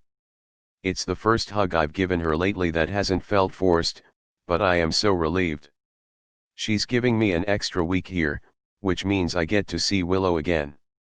And owning this place will give me more time to help Willow. Maybe. After my actions today, there's a chance Willow may never speak to me again. I proposed to Layla today, so it only made sense not to push her away when she wanted to make love tonight. She took off all her clothes and said she wanted me to make love to her while she only wore her engagement ring. I had to think about Willow again in order to get through it. Then, when it was over and Layla wanted to cuddle, I pretended she was Willow while I gently ran my hand up and down her arm until she fell asleep. That was half an hour ago, and we're still in the same position. She's asleep on my chest. I'm staring up at the ceiling waiting for Willow to show up. Hoping she shows up. I didn't call my mother to tell her I proposed to Layla. I'm not proud of it. I'm not proud of what it's going to do to Layla when I admit I'm not in love with her anymore. She shifts against my chest and then sits up. My whole body sighs with relief when I see it's Willow. I was beginning to think I'd made her angry enough not to take over Layla again. She's staring down at Layla's ring. Then she slips it off her finger and sets it on the nightstand. I don't like how it feels, she says. She pulls the covers up over her bare chest and reaches across her body to scratch her shoulder. There's an elegance to Willow, and it's my favorite physical difference between them. Attraction is strange. How can they use the same body, but my reaction to them is so different? How can sex with Layla earlier feel like a chore, but just looking at Willow feels like a reward? She's prettier when you're inside of her, I say. Willow doesn't make eye contact. That's not really a compliment to me. It's not my body. She gets up and walks confidently across the room. She goes to the bathroom and closes the door. A few seconds later, I hear the shower running. She knows I had sex with Layla tonight. She's washing that away. It has to be hard for Willow when I'm intimate with Layla. But I have to be physical with Layla to keep her here, or I won't get to see Willow. It's the worst catch-22 imaginable. I can't break up with the girl I'm falling out of love with, or I won't get to spend time with the girl I'm falling in love with. When Willow is finished showering, she walks back into the bedroom wearing a towel. She drops it to the floor and pulls on a t-shirt before crawling back into bed with me. She rolls onto her side, her back to me. She's hurting, and that's my fault. I don't want to marry her, Willow. Then you shouldn't have proposed, she says quickly. What was I supposed to do? Let her leave? Willow rolls over and sits up. Yes. She makes it sound so simple. I didn't want her to take our last night together. What about after tonight, she says. What's going to happen if you buy this house? We'll have a scandalous affair whenever Layla is willing to come back here with you. I'll get to take over after I have to stand outside your door and listen to you have sex with her. I grab her hand and pull her against me, hating hearing that pain in her voice. She falls into my arms in a heap of defeat. This isn't fair to me, she says. You get us both in your world, but I don't get you at all in mine. I brush my hand gently over her hair. If I knew how to do it any differently, I would. But I'm not in love with Layla anymore, if that helps at all. Yes, you are, Willow says quietly. You're just confused. You showed up here in love with her, but I've made that complicated by using her body. It was complicated before I even got here. I thought this place could change that. Fix us somehow. But it just made it worse. You said yourself that I look sad when I'm with her. Willow lifts off my chest and searches my eyes. What if that's my fault, though? If I wasn't here, inserting myself into your life, you might have actually been able to reconnect with her. I sigh, not wanting her to look at me when I say what I'm about to say. I'm scared it'll make her lose whatever respect she might have left for me. It has nothing to do with you, Willow. I've seen Layla at her lowest points, and sometimes those low points are really, really low. At first, I blamed my fading feelings on the fact that our roles had changed so suddenly. I became her caretaker. I thought once she got better, things would change. But the further we got into her recovery, the more distant I started to feel. That isn't her fault. It isn't your fault. It's my fault. I drag my hands down my face with a huge exhale. All of this is my fault. What we're doing to Layla now. What Sable did to her. What I did to Sable. Willow sits up on the bed. She wraps her arms around her knees and is quiet for a moment. I want to know what happened that night. Can't you just look at Layla's memories? I want to hear your version. There's not much to tell. Sable shot Layla, then me when I entered the room. I ran for the gun. Willow doesn't react to that with words, but I can see her whole body stiffen when I say that. So you shot her, she asks in a whisper. I nod. The memory of it all still feels surreal. Willow rests her head on top of her knees and continues to stare at me. Who was Sable to you? I dated her for a few months. Last year, before I met Layla. But you broke up with her? Why? I swallow the thickness in my throat and sit up on the bed. Willow continues to observe me, but I can't look her in the eyes. I rest my elbows on my knees and focus my gaze on my hands. I thought it would end up being a one-night stand at first, but she kept coming around. I didn't do anything about it because I didn't mind the company. But before I knew it, she was posting pictures of us online, calling me her boyfriend, coming to every show. Garrett and the guys in the band thought it was funny because they knew I was dragging it out because I felt sorry for her. I let it continue for several weeks longer than I should have because I didn't want to upset her. But then she started taking things a little too far, and it left me with no choice but to break things off. Taking things too far in what way? Willow asks. She was upset that I wouldn't tell her I loved her back after only knowing her for a couple of weeks. She was upset that I hadn't posted a picture of us together on Instagram. She'd get irrationally angry when I would tell her I wasn't looking for anything serious, and then she'd try to tell me all the reasons she thought I was wrong. In my head, we were having fun. In her head, she was practically planning our wedding. When I finally did break up with her, she wouldn't stop calling me. Then she came to one of our shows, and she started screaming at me because I wouldn't take any of her calls. Garrett had to have her kicked out and wouldn't allow her at any future shows. I had to cut her off. Didn't know how else to deal with it. I thought she'd eventually get over it. Is that why she showed up at your house and did what she did? Because you had moved on with Layla? I don't know, honestly. She was definitely upset by a picture I had posted with Layla. Upset enough to reach out to Layla on social media. But the police said she had a long list of diagnoses, some of which stemmed from childhood. Depression, bulimia, bipolar disorder, you name it. And she wasn't taking her medication for any of it. Maybe that's why she did what she did. Because she really was unstable. That had to be terrifying for Layla. And you. I nod. It was. Why does it seem like you feel guilty about it? She asks. It doesn't sound like you did anything wrong. People break up all the time.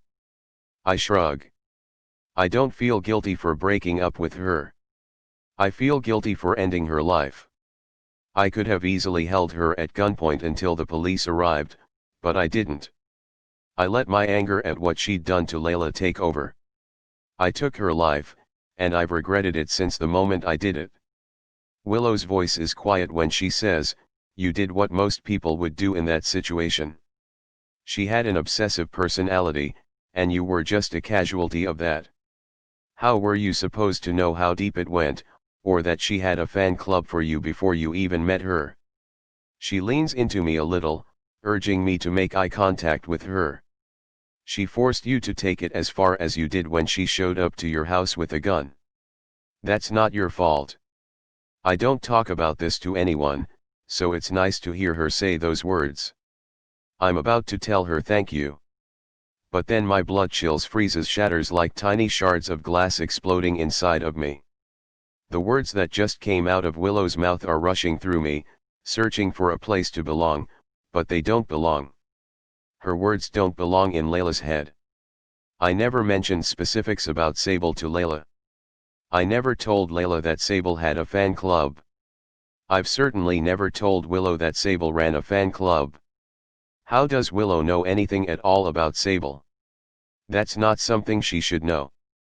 I grab her wrist and I sit up, rolling her onto her back. I crawl out of the bed and stand next to it, staring down at her. Her eyes are wide with confusion at my sudden movement. I squeeze my jaw, silently trying to piece together a puzzle that has seemed so complicated, but really it's simple. It's a puzzle that only consists of 3 pieces. Me, Layla. Sable. Is that why Willow is here? Because she's Sable, in need of closure? If that's the case, why would she go by a different name? Why do you call yourself Willow? I ask her. My reaction is making her nervous. She rubs her hands up her arms. You asked what my name was. I don't have one, so I just made it up. My words feel stuck in my throat. You made it up. Yes. I already told you I don't have any memories. How would I know what my name was? I've never even spoken to anyone before you, so no one has ever asked me my name. My mind begins to whirl in every possible direction. Why have I not considered this possibility? Sable is dead. I'm responsible for her death. That's why she's here. Leeds. Willow tosses the blanket aside as she watches me pace the room. What's wrong? I stop walking, and then turn around and face her. I feel like the bottom has dropped out from under me and I'm about to free fall straight through the house. How did you know Sable had a fan club? Her eyes fill with something else now, something Willow's expression is never full of. Guilt. For the first time since I arrived in this house, I'm finally having the reaction I should have had all along. Fear. Get out of Layla. Leeds, get out of Layla. Willow scrambles to her feet. Leeds, wait. You don't understand. It's confusing inside her head. Nothing makes sense. That's not my memory, it's one of Layla's. She's in front of me now, pleading. I feel like a fucking fool. I never told Layla that. She wouldn't have that memory. Only Sable would know that. Willow's hands go up to the sides of her head like she can't come up with an excuse quick enough. Willow is Sable, and I should have recognized that immediately. But I was too caught up in the idea of it all. Too enamored that something this huge was happening, and I was a part of it. I felt like I was part of something bigger than me or Layla, but all I've been a part of is destroying us even more than we've already been destroyed. I want Willow out of Layla, and I don't even care if she does it while Layla isn't in the bed. I don't care if Layla is terrified when she opens her eyes and doesn't remember standing up. I plan on leaving with Layla tonight anyway. I need to get her as far away from Willow as possible. I push past Willow and grab the suitcase Layla started packing earlier. I throw it on the bed, then grab our other suitcase. Willow doesn't say a word while I pack. Her eyes just follow me around the room as I gather our things. I move to the bathroom and pack everything up, then I walk to the top of the staircase. I shove one of the suitcases forward and watch it topple down the stairs, and then I rush down the steps with the other one. Willow is behind me, still inside of Layla. I don't know why it took me so long to realize this. Willow is here for a reason. That reason is because she's the one who shot us. That reason has been staring me in the fucking face since I walked into this house. A house that went up for sale several months ago. A house that changed ownership not long before that. Willow said she can't remember how long she's been in this house, but I remember her saying it wasn't long before ownership changed. Which would mean the timing coincides. Willow showed up here around the time I shot Sable. I get to the kitchen and I grab my car keys and then turn to see Willow standing in the doorway. We're leaving. I need you to get out of her. She shakes her head, looking at me with imploring eyes. Even if I was Sable in a past life, I'm not her now. I could never do what she did to you. What she did to Layla. I'm squeezing my keys in my fist, full of even more fear now. Every time I've asked Willow to leave Layla before, she's done it. What if she refuses to leave her now? What am I supposed to do? You said things were chaotic inside Layla's head. Are they chaotic because you have memories that aren't Layla's? Willow's chin is quivering. She nods. How many of Sable's memories do you have? She shrugs. I don't know. I don't know what memories are Sable's, and I don't know what belongs to Layla. I have both when I'm inside of her. It's why I told you it was chaotic inside her head, because there are two versions of everything. Like what? Willow walks closer to me, and I take a step back. Her eyebrows draw apart in agony when I step away from her. She stifles a sob and then sits down at the table. She's covering her mouth with both hands now, as if she's trying to keep the sobs at bay while also trying to keep the truth at bay. I reach behind me on the counter and grab a napkin. I hand it to her, wanting her to trust me as long as I'm still here. Long enough to let her explain herself, and then hopefully I can talk her into letting me leave with Layla. I repeat the question she's yet to answer, but I repeat it more gently. What memories do you have two versions of, Willow? She lifts her eyes to mine, wiping away tears with the napkin. None of them when I'm not in Layla's body. But when I am inside of her there are a lot. I blow out an unsteady breath and turn away from her. She's been lying to me this whole time. Do you remember the shooting? Yes, she whispers. Do you remember doing it? There's a pause, and then. The memories all seem like mine when I'm inside Layla. So I don't know. It's there. But is it mine? I don't know. I turn around and look at her. Why else would you have access to Sable's memories? She looks away from me, covering her face with her hand, full of shame. I don't know. She stands up, quickly, and rushes over to me. If I was Sable, I'm not anymore, Leeds. I could never be capable of something like that. I feel sick to my stomach. Get out of Layla, I plead, knowing it's a hollow plea. There's no way she's going to let us leave now. Sable got to us once before, and now she's gotten to us again. And I fell for it, hook, line, and sinker. Except this isn't some small mistake. It isn't even some huge betrayal. This is far beyond anything I could even imagine. This is otherworldly. Way beyond my comprehension. Tears are spilling out of Willow's eyes. She just shakes her head, and with eyes full of sorrow, she says, "I'm so sorry." And then she screams. It's a blood-curdling scream that makes my spine stiffen. I can instantly tell Willow is no longer using Layla's body. Layla looks around the kitchen and then grips the bar. She lowers herself, as if her knees are too weak to hold her up. What is happening? Her voice is a shaky whisper. When she looks at me, her eyes are wide. Leeds, what is happening to me? I grab Layla's hand and pull her up. We need to leave. Now. She's hysterical. She pushes away from me and says, I need my medicine. I'm freaking out. I packed it. She stops in the doorway and looks at me. Why? I need it. Where is it? I walk to the foyer and grab our suitcases. I'll get it for you in the car. We need to leave right now. Let's go. She's unmoving. Why are we leaving? Why am I downstairs? She spins in a circle, looking up the stairs, and then into the kitchen. I can't remember anything. I think something is wrong. Something is wrong with me. Nothing is wrong with you, Layla.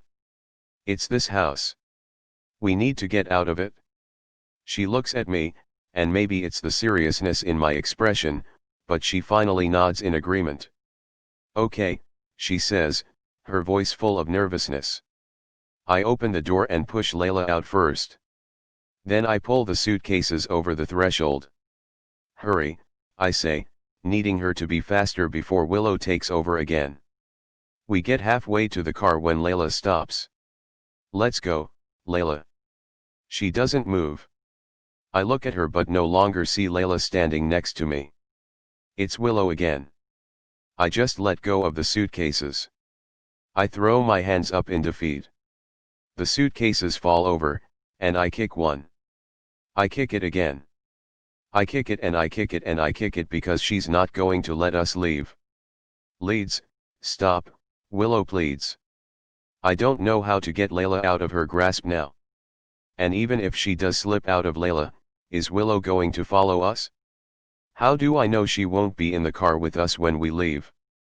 I can't call the police. What the hell would I say? The ghost of the girl I killed is stalking me. Again. How the fuck did I get myself into this mess? Listen to me, Willow says calmly. Her coolness is such a stark contrast to Layla's hysterics. If I was Sable in a past life, I am not anymore. I'm Willow. And I could never do what Sable did to you and Layla. If you want to leave, I'm going to let you leave. But I shake my head. I don't even want to hear what you have to say. I want to leave. She holds up a hand. Please. Just let me say this. She takes 2 steps forward, slowly. If I was Sable, then there's a reason I'm here. You've watched all the movies with me. You know all the theories. Why is Sable stuck here, Leeds? Maybe she needs your forgiveness. Or maybe you need hers. I don't know, but if you leave, we'll never figure that out. And you'll go the rest of your life knowing that ghosts exist, and you might be the reason one of them is stuck here. This is going to follow us forever. Both of us. I shift my weight to my other leg.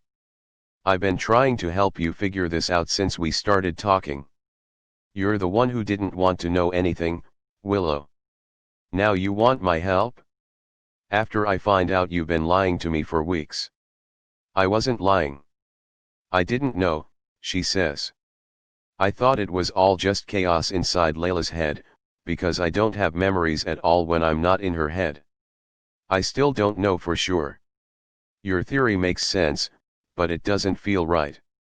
There's something off about it. She steps closer again. I don't step back this time because part of me only sees Willow when I look at her, and that part of me still feels bad for her. But not bad enough to stay. I point at her. You're the reason this happened, whether you remember it or not. You're the reason Layla almost died. I will not be the reason you ultimately kill her. Get out of her and stay out of her. She's still calm, but now there are silent tears spilling down her cheeks. I don't know why I'm here. But I'm here, and wherever this is, I don't feel like an evil person. I feel good and I feel honest. I am not whoever Sable was in her life. I feel like me. Like Willow. I'm the girl you've been watching movies with and eating leftovers with and spending time with. I'm the girl you kissed on that bed last night. Me. Not Sable. Not Layla. Willow. I clench my teeth. Willow doesn't exist. It's a name you made up. She closes the gap between us and takes my face in her hands, her eyes full of desperation. I do exist. I'm right here. I'm standing right in front of you. I can't look at her while she's crying like this. I spin around and rest my hands on my hips. I drop my head, unsure of what to do next. An entire minute goes by, and she just stands behind me, crying quietly. I don't know what to do. I stare at the driveway, knowing that's the direction I should be going. But why is my internal compass pulling me in the opposite direction? Why am I even struggling with this decision? Why do I still feel drawn to stay here when she's the reason we're in this mess to begin with? Leeds, she finally says. Just go. I spin around, and Willow is looking at me, completely defeated. She waves toward the car. Go. This isn't right. We shouldn't be doing this to Layla anyway. Go, get married, buy her a different house, have babies, be famous, and should be happy. She wipes the areas beneath her eyes with her fingers. I want you to be happy. I promise I won't stop you when you leave with her this time, if that's what you want. I study her for a moment, unsure what to believe. And why the hell do I still feel bad for her? I walk over and pick up one of the suitcases. Then the other. I walk them to the car and shut them in the trunk. She's standing at the driver's side door. I pause a few feet from her, watching her cautiously.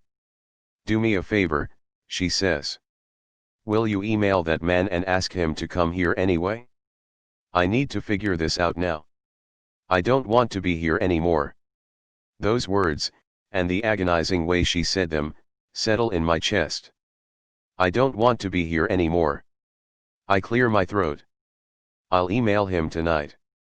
She smiles gently, and her lips are trembling when she whispers, "Thank you." Another tear falls out of her eye, and she looks up and to the right, her face pained. I hope you have a good life. And then she's gone. Layla is hysterical again. She spins in a circle, confused as to how she got outside. I grab her hand and walk her to the passenger side door. Just get in the car, I say, trying to sound calm, but that's hard to do when she's screaming and scared and confused and sobbing. I buckle her in and walk around to the driver's side door. I place my hand on the door handle and pause for a moment. Layla is screaming for me to hurry. My head is pounding from the pressure of everything that's happened in the last hour. I just want to scream because I feel like I'm being torn in half right now. I think about the night I met Layla. I think about what she said about realms and how she believes we move from one realm, to the next, to the next. I think about how she said in the womb we don't remember existence before the womb. In life, we don't remember being in the womb. And how in the next realm, we may not remember this life. What if Willow really doesn't remember being Sable? What if who she is in this realm is different from who she was in her past realm? She's right. No matter how far away from this place I get, I'll never stop thinking about this. I'll never stop needing answers. I look back at the house at the place that means the most to me in this world. The heart of the country. If Willow, Sable didn't need my help, why would she have come here? There's a reason she's here. She knew I would show up here somehow. Maybe it was a cosmic force at play. Maybe it's something as simple as needing Layla's and my forgiveness. Whatever it is, whether the reason is complicated or simple, this whole thing is bigger than Layla. This is bigger than me. This is so much bigger than the world I thought we existed in, and I'm trying to force it into a tiny little box and tuck it away like none of it is happening. I feel the pull to help Willow in my gut, my bones, my heart. If I walk away, those feelings will stay here, in this house, with this ghost, and I'll leave feeling just as empty as I felt when I arrived. I can't explain why, but walking away from this place out of fear feels so much worse than staying to help this girl find closure. If Layla and I are related to the reason she's stuck here, we're more than likely also her only way out. Leeds, Layla pleads. Get in the car. I'll always feel a constant pull to this place, no matter where I am in life or how far I drive away from here. And for the life of me, I can't figure out why. Why do I care what happens to Sable? Is she manipulating my thoughts somehow? Willow, I say into the air. I have a question. Get back inside Layla again. Layla is still yelling my name, begging me to hurry. Then she stops. She's suddenly calm as she unbuckles herself and opens her door. When she climbs out of the car and turns around, it's Willow looking back at me from over the top of the car. Have you ever gotten inside of me? I ask her. She immediately answers with a shake of her head. No. Of course not. The look on her face is a clear indicator that she isn't lying. You said you only have memories when you're attached to a body, I say. Is that right? She nods. If that man comes to help you, then you're going to need a body. You're going to need those memories. It takes my words a few seconds to register, but when they do, Willow covers her mouth with her hand, trying to stifle her cry. Then she drops her hand to her chest, over her heart. You're going to help me. I let go of a regretful sigh. Yes. And I have no idea why. So please don't make me regret this. Please. Willow shakes her head adamantly. I won't. But Layla isn't going to stay here willingly. Not after tonight. I walk back toward the house and away from the car. I know. This is the moment I truly question myself as a boyfriend, a caretaker, a human being. I don't know why I feel so strongly about staying, or why I feel so strongly about keeping Layla here with me. My behavior right now goes against every moral I have, but I've never felt this kind of certainty in my gut. My gut is telling me this terrible decision will pay off when it's all said and done. Which means this is the moment I'll likely regret the most. The interview. I'd like to speak to Willow now, the man says. He doesn't stop the tape recorder. He just stares at me expectantly, waiting for me to go upstairs and untie Layla. When I make it up to the bedroom, I can tell Willow is already inside of her. He makes me nervous, she says. He seems harmless. He's just so ambiguous. It's been a one-sided conversation all night. He hasn't offered up anything. I don't respond to that because I've known him just as long as Willow has, so I can't vouch for his character. But what's the worst that can happen? He doesn't have answers. We're already at that point, so it's not like he can make it any worse. Willow is quiet as we descend the stairs. When we walk into the kitchen, he's leaning back in his chair, watching Willow intently. He's only been in her physical presence for a few seconds tonight, when she stopped Layla from opening the front door. He's looking at her like he's examining her from the inside out. Willow takes a seat across from him. Do you want something to drink? I ask her. She shakes her head, her eyes fixed on the man. He rests his hand on the table, rapping against it with his fingertips. What's your first memory of this place? Willow shrugs a little. I don't have a specific first memory. You just feel like you've always been here, he asks. She nods. Yes. I mean, I know I haven't. But I don't remember not being here, if that makes sense. Of course it makes sense, he says gently. It's just like birth. Humans know they were born, but they don't remember it. This is no different. Willow seems to relax a little with his comment. The man leans forward, eyeing her closely. Leeds tells me you have memories of your past life. I have memories that belong to both Layla and Sable, but only when I'm inside of her body. What memories do you have when you aren't inside Layla? Just the memories I've made here. The man nods in understanding, still studying her intently. But I have feelings, Willow adds. Even when I'm not in a body. What kind of feelings? Willow's eyes cut to mine for a moment, then she looks down at her hands.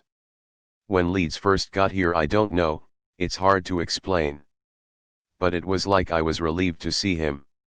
It was the first time I remember feeling anything good. Do you think you were relieved to see him specifically, or just people in general? Could the feeling have been because you were lonely?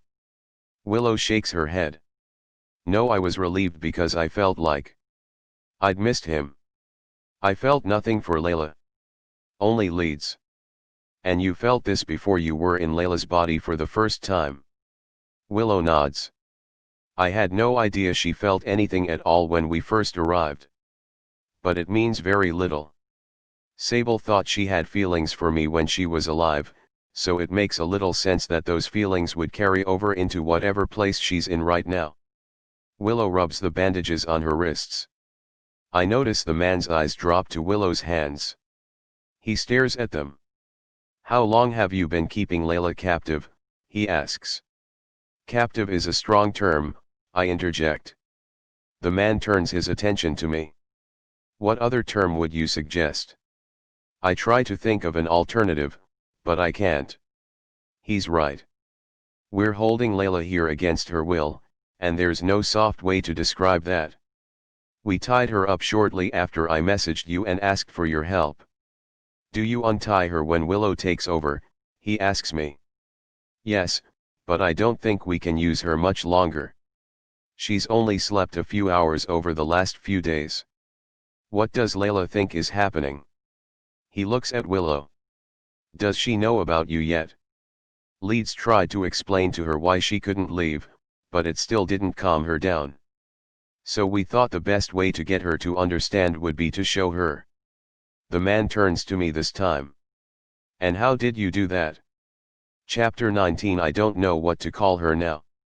Willow or Sable? Sable seems like an insult. It's hard for the name to even pass through my head without it consuming me in a wave of negative emotions. Even now, knowing what I know, the Sable I knew and the Willow I know still seem like two separate people. Maybe Willow is right, and in this realm, she's just Willow. She's not who she was in her past life. I'm going to continue calling her Willow because I can't bring myself to refer to her as Sable. When we walked back into the house earlier, I came straight to the laptop and opened up the messages in the forum. I typed, "We need your help." I didn't type anything else in the message. The man already somehow knows where we're staying, so if he's able to come, he'll come. And if he needs more information, he'll ask. I don't want to type too many details. She's going to be hysterical when she wakes up, Willow says. You might want to get her medication out of the car in case she needs it. Good idea. I return to the car and grab both suitcases. When I shut the trunk, I look up at the house. I can see Willow through the huge bay windows in the kitchen. She's pacing back and forth, biting her thumbnail nervously. I watch her for a moment, wondering what's going to happen when Layla does wake up. How am I going to explain this to her? Do I tell her the truth? I'm not sure I can convince her that everything that happened tonight was just a dream, and I'm not looking forward to telling her that I intend to stay in this house even longer. I'll just figure it out as I go along. That's all I can do at this point. I can't just call up people I know and ask for advice on how to properly hold your girlfriend against her will so your ghost friend can use her body. This is definitely a play it by ear situation. When I'm back inside the house with the suitcases, I turn on the security system. Then Willow follows me upstairs. We unpack the suitcases and try to replace everything just the way it was before I packed them. If I'm going to try to convince Layla that she dreamt everything that happened earlier, it'll need to appear like we never packed up to leave in the first place. Willow is sitting on the bed when I return from putting Layla's toiletries on the bathroom counter. She's hugging her knees, her back against the headboard. "What are you going to say to her when she wakes up?" Willow asks. "I don't know yet." She nods, folding her lips together tightly. I walk over to the bed and take a seat. She lays her head on her knees and stares at me. She looks so small right now, curled up into herself. So vulnerable. Maybe it's why I chose to stay and help her, because she's never felt like a threat to me. Not in this house anyway. Even still, after knowing what I know, I can't bring myself to hate her. I can't even bring myself to regret any of this. I've enjoyed my time with her here, no matter who she used to be. I still feel drawn to her presence now. I still want Willow here over Layla, and I realize that's fucked up, but I can't help how I feel, no matter how much I wish I didn't feel it. "Should I stay awake while you sleep?" I ask her. "I don't think you need to. It'll be better if you try to get some sleep too." "What if she wakes up while I'm asleep?" "I won't sleep, even if Layla does. If she wakes up, I'll let you know. I'll slip into her again if I need to, but only if I have to." We both lie down and pull the blanket over us. I want to wrap my arms around her because she looks scared. But there's too much between us now for that. No matter how much I still feel an irrational pull toward her, I can't kiss her like I did last night, knowing what I know now. Willow doesn't even seem like she expects me to. She closes her eyes. "Good night, Leeds," she whispers. I wake up to a violent shake, like my entire body is being jostled around inside a dryer. I feel hands on my shoulders. Someone is pulling on my shirt. My eyes are so heavy I feel like I might have to use my fingers to pry them open. "Leeds." When she says my name, my eyes finally flick open. I immediately sit up on the bed. Layla has turned the lamp on and is standing next to me. She's pulling on my hand now. "Something is wrong," she whispers, her voice panicked. She attempts to pull me out of bed, but I don't move. She finally releases my hand and goes to the dresser. She pulls out a pair of blue jeans and steps into them. "Something is wrong with me, Leeds. We need to leave. I don't want to be here." I try to keep my voice steady when I say, "You had a bad dream, Layla. Come back to bed." She looks at me like I've insulted her. She takes 2 quick steps forward and says, "I'm not dreaming." She hisses the word dreaming in a feverish way, but then she looks away as if she's embarrassed by her own outburst. "I'm not dreaming," she mutters. I get out of the bed and meet her near the dresser. "It's okay, Layla. I'm here." I try to hug her, but she pushes against me, jamming a finger into my chest. "You know it's not okay. You were there earlier. You were trying to leave too." She grips her forehead with one of her hands and spins in a circle, looking frantically around the room until her gaze is fixed on mine again. What is happening? Am I going crazy? Guilt knots in my stomach because of the direction her thoughts are going, but I say nothing to disprove those thoughts. Maybe it's better if she assumes she's going crazy. The truth would be too hard for her to accept. But is it right to let her think she's losing her sanity? Layla stares at me for several very long, worrisome seconds, as if she knows I'm holding back. Distrust slips between us. It's just a flash, a second of darkness in her eyes, as if she's questioning whether or not I'm on her side. Before I can even answer that silent question, she darts for the bedroom door and runs toward the stairs. She's trying to leave. She can't leave. I chase her. I pass her. I get to the front door before she does, and I press my back to it, stretching my arms out across it. "I can't let you leave like this. You're upset." She shakes her head, small fast jerks, and her eyes brim with tears and fear. Then she rushes into the kitchen. I follow behind her and watch as she takes a knife out of the butcher block and spins around, waving it wildly at me. "Let me leave." Her voice is low and threatening, but it's also trembling. Put the knife down, I plead. I'll put it down when I'm in the car. I shake my head. I can't let you leave, Layla. You can't make me stay, she screams.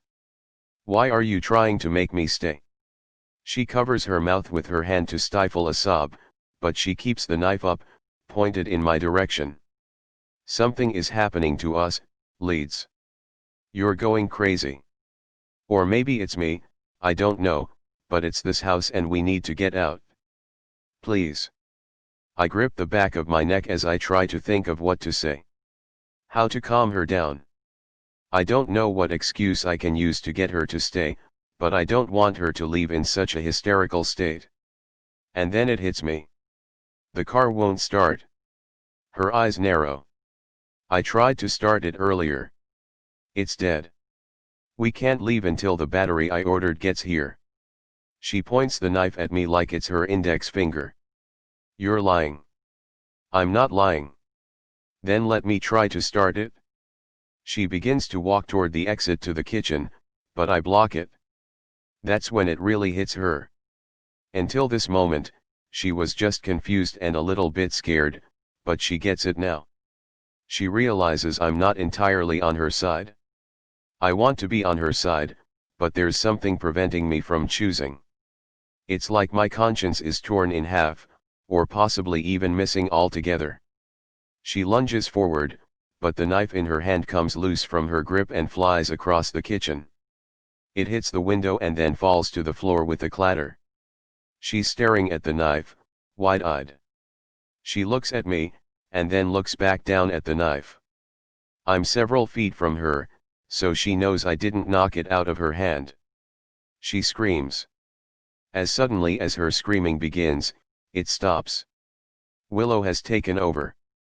You're going to have to lock her in the bedroom, she says. I walk out of the kitchen because I need more room to think. I pace the foyer, my hands clasped together behind my head. She'll try to climb out the window. Lock her in a different bedroom. They all have windows, I say. Is there a basement? I can't do that to her. No one wants to be locked in a basement. No one wants to be locked up anywhere, Leeds. I spin around and face Willow. Can't you just stay inside of her until the man gets here? She shakes her head. Her body is too exhausted at this point. I can't keep her awake, no matter how hard I try. I'd rather Layla not be in and out of consciousness like this. It's driving her mad, but I'm not sure I can let her go at this point. She'd go straight to the police. I'm in it now. There's no going back. I'm going to have to tie her to the bed. Willow nods. Okay, but then what happens? When this is over? She's not going to just let you walk away from this. She thinks you're holding her against her will. I mean, I am. But I'll cross that bridge when I get to it. You can't take the fall for this. Tell her you tried to leave, but I wouldn't let you. Make her think you're a victim in this too. She needs to feel like someone is on her side. You want me to tell her about you? Willow nods. Maybe not everything. You can give her just enough information to let her know this isn't your fault and that there's something bigger at play. Maybe that will calm her down toward you. I don't really care how she feels toward me, or this house. I just don't want her to blame you. It might work. I can convince her it's out of our control, that there's some other force keeping us here. It won't calm her down by any means, because the idea of that will be hard to wrap her mind around, but in the end, she might not blame me. That's all I can hope for as a result. Not to end up spending the rest of this life in prison. We need to find rope. Chapter 20. I open my camera app, set my phone on the dresser, and point it at Willow. She's sitting calmly on the bed, her legs crossed, her back against the headboard. Her hands are tied to the bedpost near her head. I hit record, and then I go sit on the bed next to her. I squeeze her hand reassuringly because she looks nervous. Then I look into the camera of my phone. Layla, I know this is confusing. I know it's scary. But I need you to listen to me. I blow out a breath. There's someone in this house. Someone we can't see. It's bigger than me and you. She's stronger than me and you. And until I help her, we can't leave. I look at Willow. What's your name? Willow, she says. Are you a danger to Layla? No, am I a danger to Layla? Willow shakes her head. No, am I holding Layla against her will? No, she says. But I am. Just for another day. Willow looks at the camera. Then it'll be over, Layla. Please don't be upset with Leeds for this. It's out of his control. What will happen if Layla tries to escape? I ask her. She's still looking at the camera when she says, you can't escape, Layla. It's better to just wait this out as calmly as you can. With that, I walk over to my phone and stop the recording. She's going to be scared when she sees that, Willow says. She's already scared. I turn out the light, but the room isn't pitch black because the sun is probably about to rise. We've been up all night. I close the bedroom curtain. Try to get some sleep. I'll deal with her when she wakes up. Willow nods and then leans her head against her arms, which are dangling from the rope. I'll try, she whispers. She fell asleep about half an hour ago. I moved the security camera from the grand room into our bedroom. That way I can keep an eye on Layla if I need to go downstairs. I've been sitting in a chair next to the bed since Willow fell asleep, but it's been a challenge just keeping my eyes open. I want to be by Layla's side when she wakes up. She's going to be scared. Terrified. My eyelids are falling shut when my phone pings with a notification. I jerk in the chair and look over at Layla. It didn't wake her. I have a new notification from the forum. I frantically move my fingers over the screen to unlock my phone, and then I click on the notification and read his message. I'm on my way. That's all his message says. He didn't even ask questions.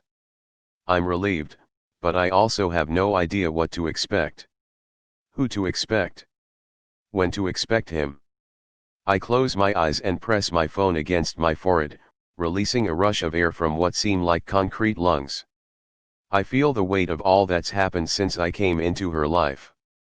Every ounce of it, as if every bad decision I've made were compressed into the shape of a cinder block, and that cinder block is pressing down on my chest. Layla gasps before she screams. The weight on my chest doubles when I see the panic set in. Her eyes are flitting around the room wildly. Then she screams again when she sees she's tied to the bed. She rubs her wrists together in an attempt to slide out of the rope, but the rope doesn't budge. I press a calming hand to the side of her head to try and get her to look at me, but she's in fight or flight mode now. She's digging her heels into the mattress, trying to get away from me, but she has nowhere to go. It's okay, I say quietly. Don't be scared. She's taking in huge gasps of air like there isn't enough of it in the room. She's crying again. Every tear that falls down her cheek feels like a knife jamming into my heart. I may not have the same feelings for her that I used to have, but I still love her. And despite what it might seem like right now, I don't want any harm to come to her. There's such a morbid irony to this moment. Sable caused a lot of grief and pain to Layla's life. And now, in order to help Sable, Layla is suffering yet again. It isn't worth it. No part of me should want or even care to help Sable, but to me, I'm not helping Sable. I'm helping Willow. None of it makes sense, but it's like I'm not entirely in control of my choices. I can't be, or I wouldn't be making such a shitty one right now. I crawl onto the bed with Layla and I hold her, because no matter how scared she is right now, I know there's still a part of her that needs to be comforted. Or maybe it's just me who needs to comfort her. Either way, I wrap my arms around her, and I hold her through her hysterics. I hold her until the screams and pleas and cries begin to exhaust her, and she's finally still long enough for me to speak to her without her interrupting me. I need to show you something. After I show it to you, you'll understand why you're tied to the bed. She doesn't even look at me. She's still sobbing, but it's a desperate cry, as if I've lost my mind and there's nothing she can do about it. I open the video on my phone and put it in front of her. She jerks her eyes away in defiance. I hit play on the video, and she doesn't look down at the screen. I make sure the volume is all the way up so she can hear my words through her tears. She's staring up at the ceiling, and she continues to do so until she hears herself speak. When she hears her own voice utter the name Willow, her eyes fall to my screen. She witnesses a memory of herself she can't remember, and she watches in silent horror. And then she screams. It's a scream like nothing I've ever heard. The sound of it rips my heart in half. Chapter 21. After I played the video, Layla was terrified and confused and became even more combative toward me. It's been a day and a half since I showed her the video, and she's still upstairs screaming. Her voice is hoarse now. She'll go through small bursts of hysterics, then she'll be angry, then she's too exhausted to feel anything at all. Every hour, she moves through the entire spectrum of emotions. Willow took over her body long enough to make sure Layla was getting food, but we aren't sure when the man is going to show up. He indicated he was on his way, but from where? It's almost dark out now, and I've received no messages from him since the one he sent yesterday. Every minute that passes is another minute I feel terrible for torturing Layla the way that I am. I walk upstairs to go keep her company. I've been sitting with her periodically, trying to reassure her. I feel like if she can see that I'm calm, then maybe it'll help her to not feel so afraid. When I showed her the video yesterday, she just kept saying, "That's not me, that's not me, that's not me." I didn't want to put her through more agony, so I didn't force her to watch it again. It took me days to become open to the possibility of Willow. I can't expect Layla to accept it immediately, especially while being tied to a bed and held against her will. When I open the door, she stops yelling. She keeps her eyes trained on me as I walk to the bed. She flinches as if I'm going to do something to her. I sit down in the chair next to the bed and brush the hair from her eyes. I am not going to hurt you. I'm trying to help you. Her eyes are swollen from the toll the crying has taken on her.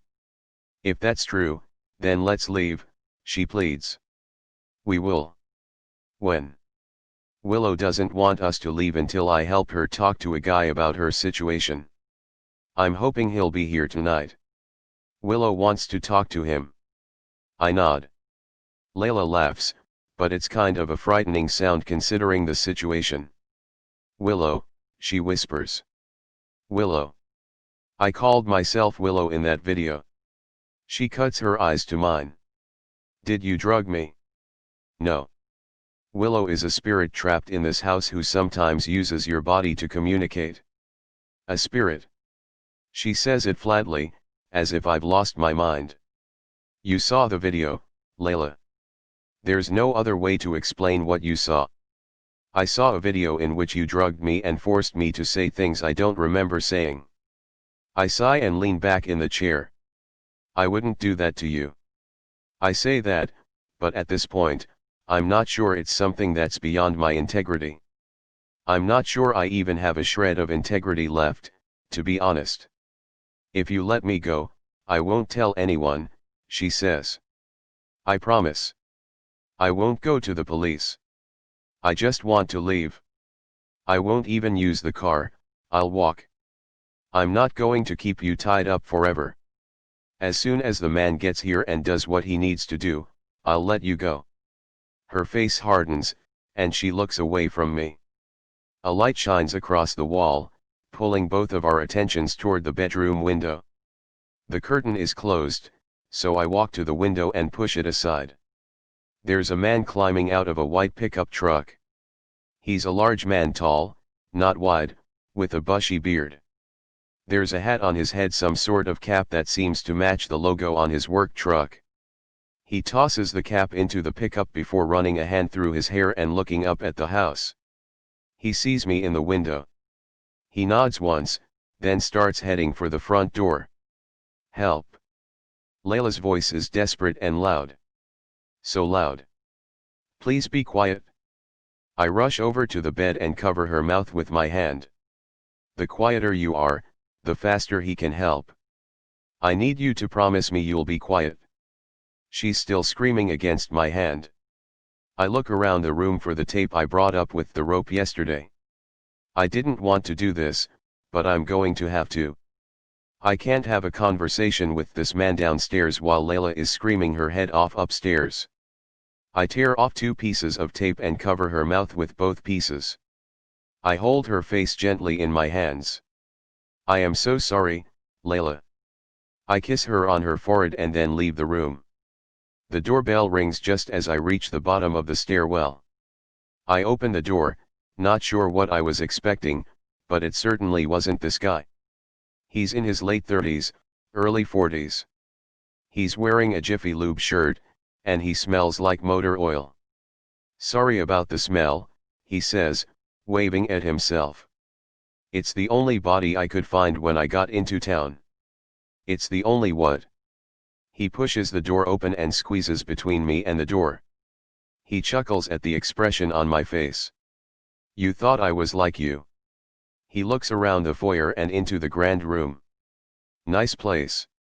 I can see the appeal. I close the door and lock it. You're like Willow. The man turns to me and nods, but then his attention is pulled to the top of the stairs. Layla is beating the headboard against the wall. There's no denying her muffled screams. We can hear them clearly, even from down here. Who is that? My girlfriend. Layla. Why is she making all that noise? I had to tie her to the bed. The man raises an eyebrow. Is she gonna be an issue? I shake my head. No. She's just upset with me, but I don't need you to help with her. I need you to help with Willow. Where is Willow? She's here. Layla needs to rest, though. I don't want to use her yet, so I'll answer whatever questions I can until you need to ask Willow specific questions. The man walks to the kitchen table and sets a briefcase down. He opens it and pulls out a tape recorder. I wasn't aware everything I would be telling him would be recorded. I have my girlfriend tied to a bed upstairs, and the only thing I know about this man is that his username is uncovering. Now he's about to record everything I'm about to admit to? How do I know I can trust you? I ask him, eyeing the recorder. The man glances up at me. You don't have any other choice, do you? Chapter 22. I've caught him up with everything I can think of, all the way up to the second he sat down at this table. So that's where we are, I say. What's your advice? How do we help Sable find closure? You sound so sure that Sable has anything at all to do with this. The man turns his attention to Willow. Have you ever taken over Leeds? No, Willow says.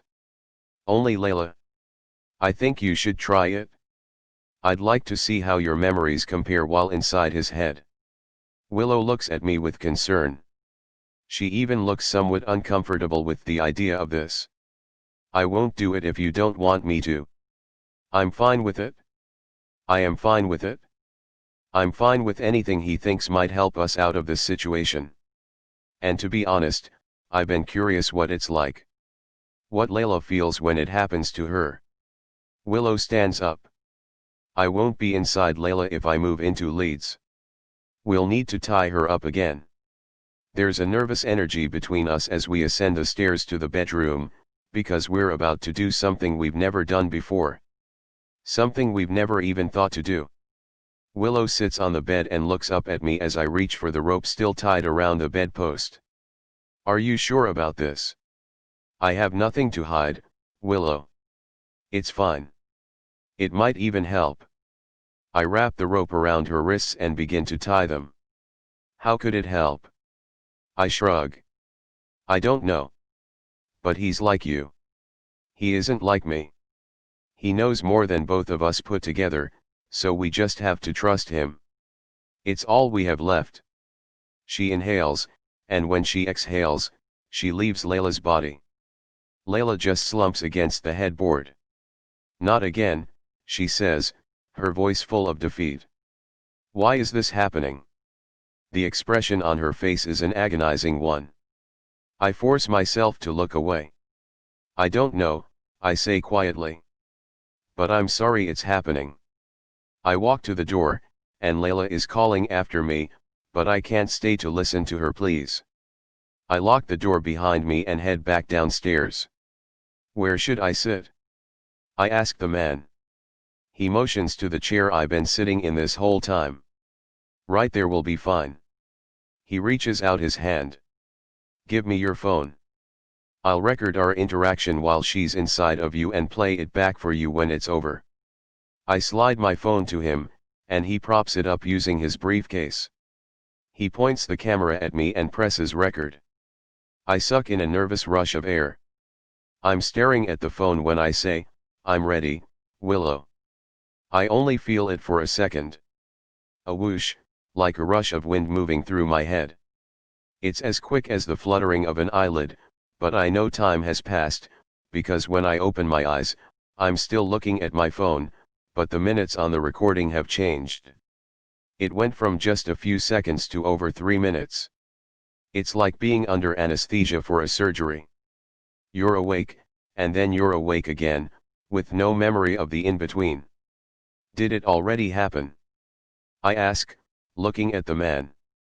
He's staring at me with narrowed eyes, as if he's working through a difficult equation.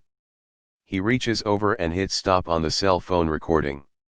I bring my hands up to a point against my chin, overwhelmed by the simplicity of what just happened, but also overwhelmed by the magnitude of it.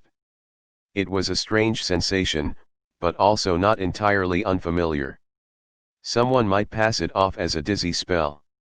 I think back to all the times Willow has done this to Layla. How terrifying it must have been for Layla to be in the middle of a bite of food, and then one blink later and her plate is suddenly empty. 1 second she was upstairs, the next second she was outside. I run my palms down my face, flooded with guilt for what this has done to Layla's mental stability. I knew this was affecting her, but now that I put myself in her shoes, I feel even worse. Not to mention, I still have her tied up like she means nothing to me. I can't believe I've been letting Willow do this to Layla. What did Willow say? I ask him. I want to watch the video. He picks up my phone, but before he hands it to me, he says, "Do you have access to Layla's medical records?"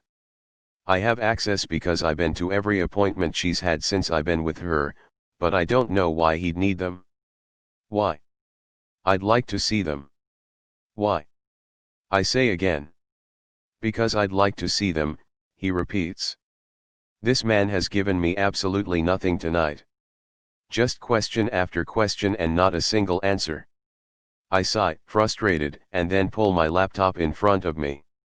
It takes me a couple of minutes to log into Layla's medical records, and then I slide the laptop over to him. "You think you're ever going to give us an explanation, or is this one-sided interview going to go on all night?" The man stares intently at the computer screen as he responds. "Go get Layla for Willow so I can show you both the video." I gladly push back from the table. I walk up the stairs, wondering what the video is going to show. And why does he need Willow in Layla's body to play it back to me? I think Willow needs to stay out of Layla from this point forward. There's not really a reason to take over anymore. We've told the man everything. Layla has been through enough. Part of me wants to untie her and let her leave so she'll be put out of her misery, but the room is quiet when I open the door. Willow has already taken over Layla again. It's probably for the best. I feel too guilty to face Layla right now. "It isn't right what we've been doing to Layla," I say. I untie the knots and loosen the rope. Willow just nods in agreement.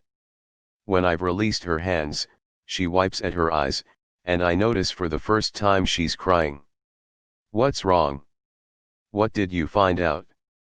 "I don't know what any of it meant," she whispers, her voice catching in her throat.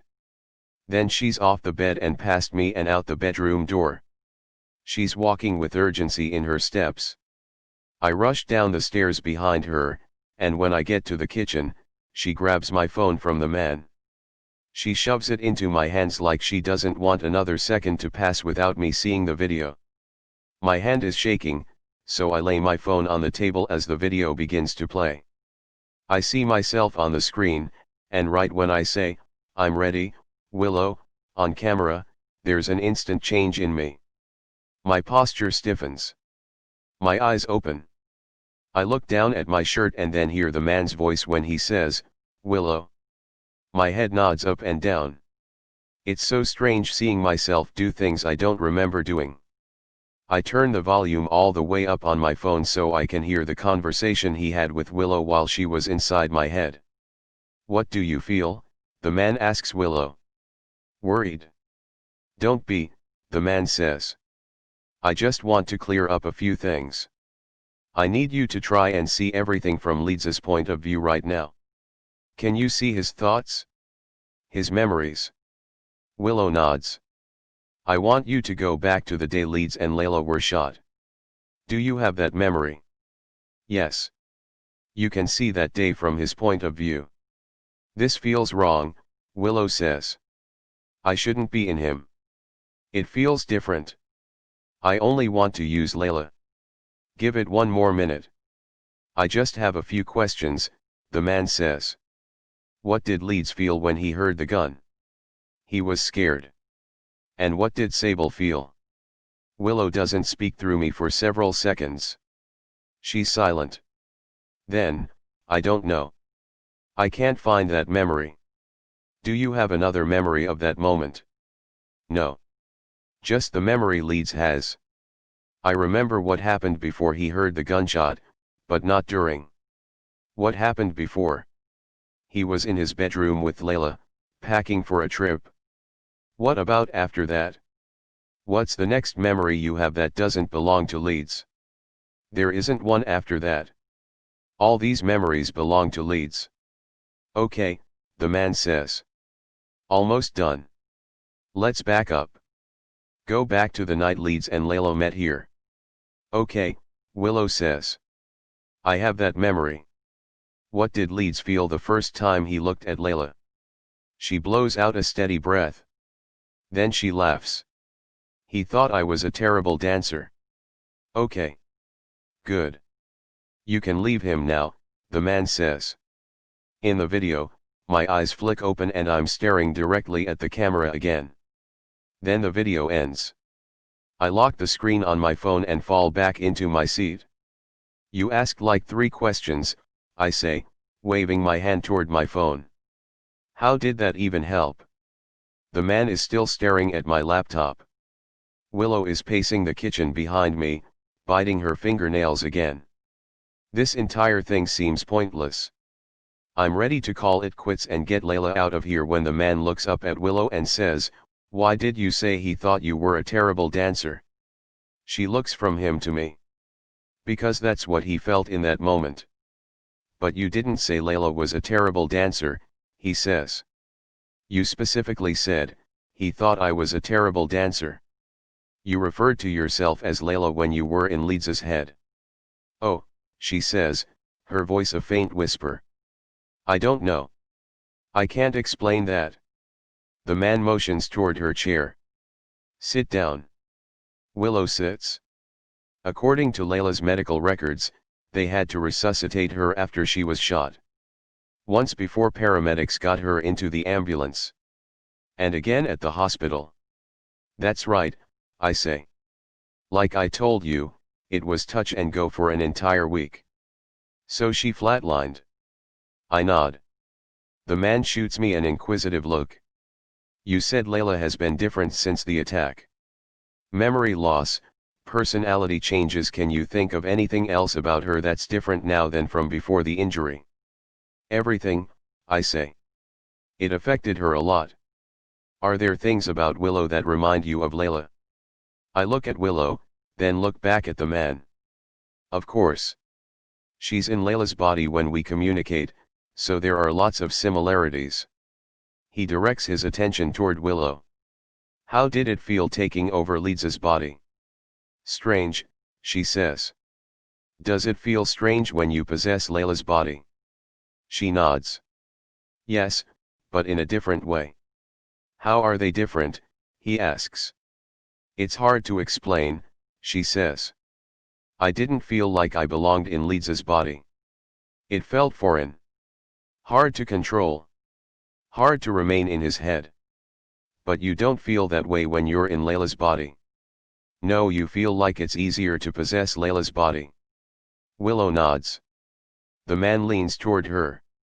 Does it feel familiar? Willow's eyes cut to mine for a brief moment, then she looks back at the man and nods. Yes. That's a good way to describe it. The man shakes his head with a look of complete disbelief on his face. I've never seen anything like this before. Anything like what? I ask. I'm confused by his line of questioning.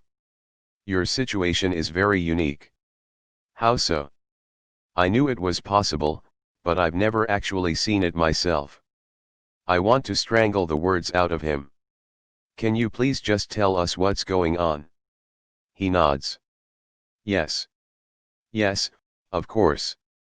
It's the most expressive he's been tonight. He stands up and walks around to the side of the kitchen table, leaning against it, looking at both of us intently. Death from bullet wounds is usually the result of excessive blood loss, so it probably took Sable several minutes to die after you shot her. And in that same time frame, Layla also flatlined. There were two souls in the same room that left two bodies at the same time. Which means when Layla's body was revived by paramedics, there's a strong possibility that the wrong soul entered that body. I stare at him in disbelief. Are you kidding me? I ask. That's the best you can come up with. Bear with me, he says. He nudges his head toward Willow. When Willow is inside of Layla, she can remember things from both Sable's and Layla's points of view. But when she was inside you, she could only remember things from yours and Layla's points of view. Sable's memories didn't move with her into your body. He pushes away from the table and begins pacing the kitchen. The reason it's hard for your girlfriend to remember things isn't because of memory loss. It's because they aren't her memories. She has to search for them, and even then, she can only pull up a memory when it's prompted. The only logical explanation for this would be that the soul who has been walking around inside Layla's body since the night of the shooting is not Layla. Logical.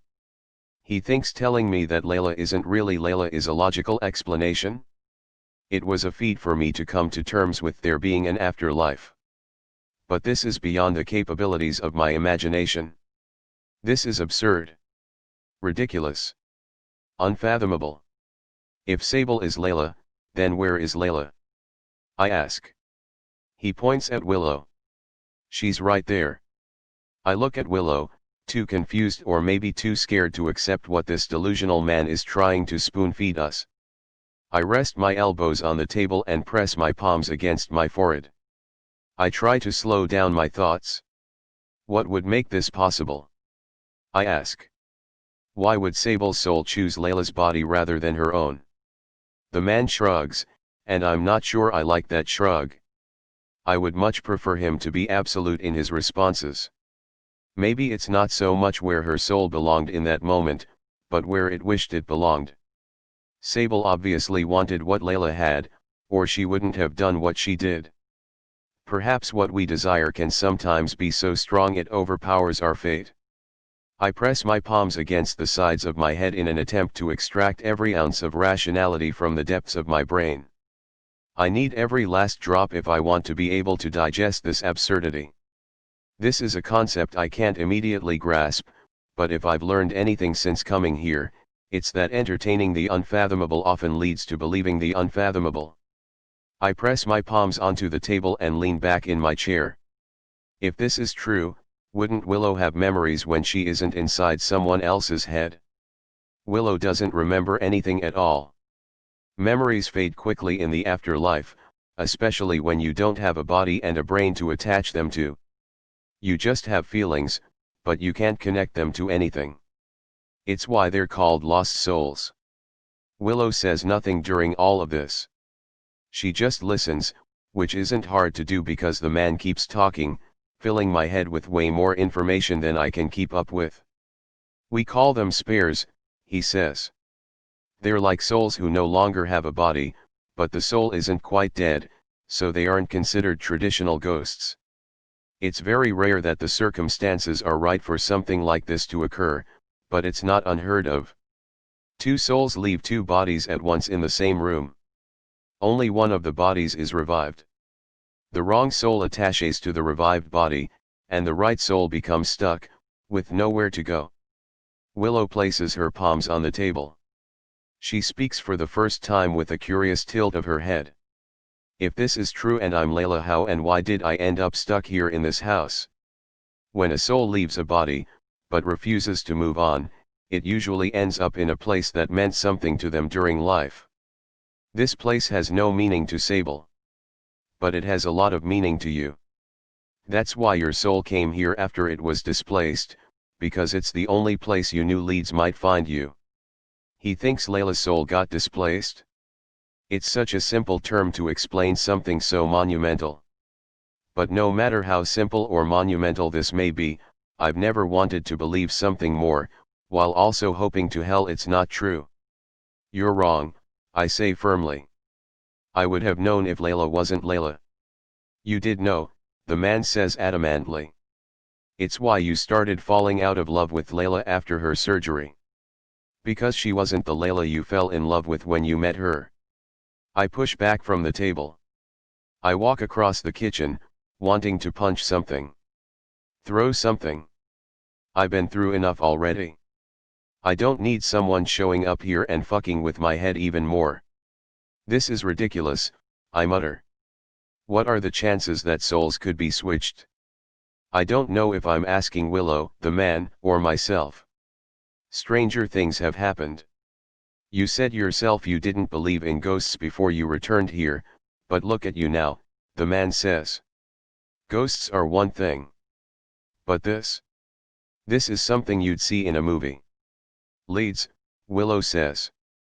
Her voice is calm. Quiet. I spin around and look at her. Really look at her. Part of me wants to believe this guy because that would explain this inexplicable pull I feel toward Willow. Even when I thought she might be Sable. It would also explain why Layla has seemed like a completely different person since the accident. But if he's right, and Willow is Layla, that means. I shake my head. It would mean Layla is dead. It would mean it's Layla who has been stuck in this house alone. I grip the counter, my knees weak. I try to think of a way to disprove his theory. Or prove it. I don't even know which theory I want to be true at this point.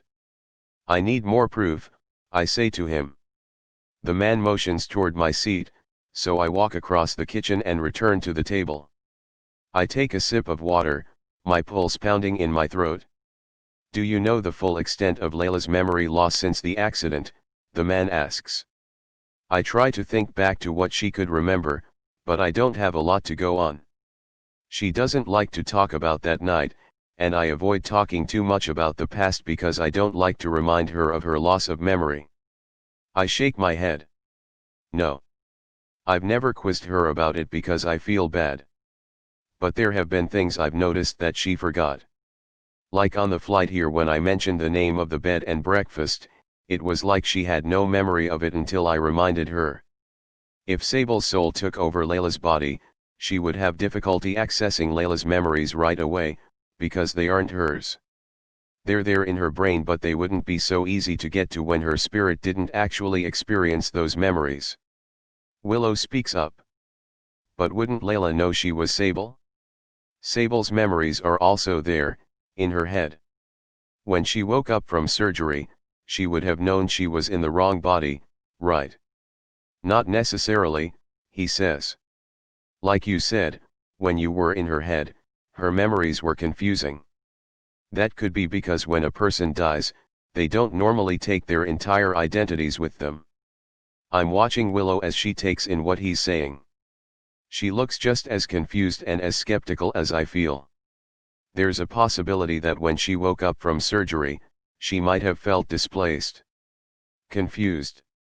Even looking in the mirror might be confusing for her, because maybe she doesn't feel attached to the reflection looking back at her. All of this confusion, which was blamed on amnesia, is probably what's been fueling her anxiety and panic attacks. The man taps his fingers on the table in thought for a moment. I stare at his fingers, waiting for him to offer up more proof. He pauses his hand and locks eyes with Willow. If you are Layla, you would have memories of the two of you that Sable wouldn't be able to access right away. He turns to me this time. Are there other memories you've noticed Layla struggle with besides the name of this bed and breakfast? I think back on everything that could be a clue. Things that have been missing from Layla's memory over the last 6 months that I blamed on her memory loss. I pull up recent things that are fresh in my mind. I turn and look at Willow. What's the deadliest time of day? 11 in the morning, Willow says instantly. I stiffen at that answer. Last week when I brought that up, Layla acted like she had no idea what I was talking about. But Willow also could have heard that conversation in the kitchen, so it doesn't really help prove much. Fuck. I squeeze my eyes shut, trying to think of something else that seemed to have escaped Layla's memory recently. Something Willow wouldn't have heard. I think about a conversation that happened in the grand room last week. I mentioned a book I had been reading, but Layla had no idea what I was talking about. Then I changed the subject and never mentioned the title of the book, so Willow shouldn't know it. What book was I reading the night I was supposed to leave for? Willow cuts me off. Confessions of a Dangerous Mind. It was about a game show host who claimed he was an assassin. Layla couldn't remember either of those things last week. You told me you read ebooks because paperbacks take up too much space in your luggage. I immediately turn and look at Willow after she says that. All the pieces of the puzzle feel like they're beginning to lock into place, and I don't know if I want to fall to the floor in agony or wrap my arms around her. But before I do either, I have one more question. If you're Layla, you would know this. My voice is fearful. Hopeful. What was your first impression of me? She blows out a shaky breath. You looked like you were dying inside. I can't move. This is too much. Holy shit. She leans forward and grips her forehead. Leeds. All these memories of you and Layla meeting here. The kiss in the pool, the song you played for her, is that me? Are these my memories? I can't say anything. I just watch her as she grapples with the same realization I'm grappling with. I think back on the last several months of my life, and how I felt like so much changed in Layla. It's like she became a different person after that surgery. She did. She was a completely different person. Her entire personality changed, the way I felt about her changed. And now that I'm looking back on it, there are even similarities between the Layla who woke up from the surgery and the Sable I dated. Sable had bulimia. Layla became obsessed with her weight after surgery. Sable was obsessed with social media, and me. Layla became obsessed with building my platform. Sable suffered from a number of mental illnesses, and the more days that passed after Layla's surgery, it seemed like Layla was starting to suffer from those same mental illnesses. And the day we arrived here, I knew it was Layla who punched that mirror. I didn't understand why she'd do it, but I knew she did it. When Layla woke up from that surgery, she was not the same girl I fell in love with. But all the things I loved about Layla in those first couple of months of knowing her are the exact same ones I started to notice in Willow. Her personality, her mood, her playfulness, the familiarity in the way she kissed, her strange and random facts. I used to tell Layla she was like a morbid version of Wikipedia. That's also one of the things I recognized and liked about Willow. That triggers another memory that should have been an obvious clue. On the bed, upstairs, I say to Willow. The night you were watching Ghost. I said, you are so strange. But I also said that to you when I first met you. Because I was fascinated by you and enamored with you, and then when I met Willow, she felt so familiar, and I can't finish my sentence because it feels like the cinder block that has been weighing down on my chest has just lifted. I no longer feel like I'm falling out of love with Layla, because I've been falling in love with her this whole time in Willow. Layla is Willow, and now that I'm looking at her, I have no idea how I didn't see it before tonight. I take her face in my hands. It is you. This whole time I've been falling back in love with you. The same girl I fell in love with the moment I saw you dancing like an idiot on the grass in the backyard. She laughs at the memory, a memory she owns. A memory we share together. A memory that doesn't belong to Sable. A tear rolls down her cheek, and I wipe it away and pull her to me. She wraps her arms around me. I had no idea how much I missed her until this very second. But I've missed her so much. I missed what we shared in the first 2 months we were together. I've missed her since the night she was shot. I've had this constant hollow feeling inside me since that night, and for so long I felt guilty for feeling that way. For feeling like I lost her when she was still right in front of me.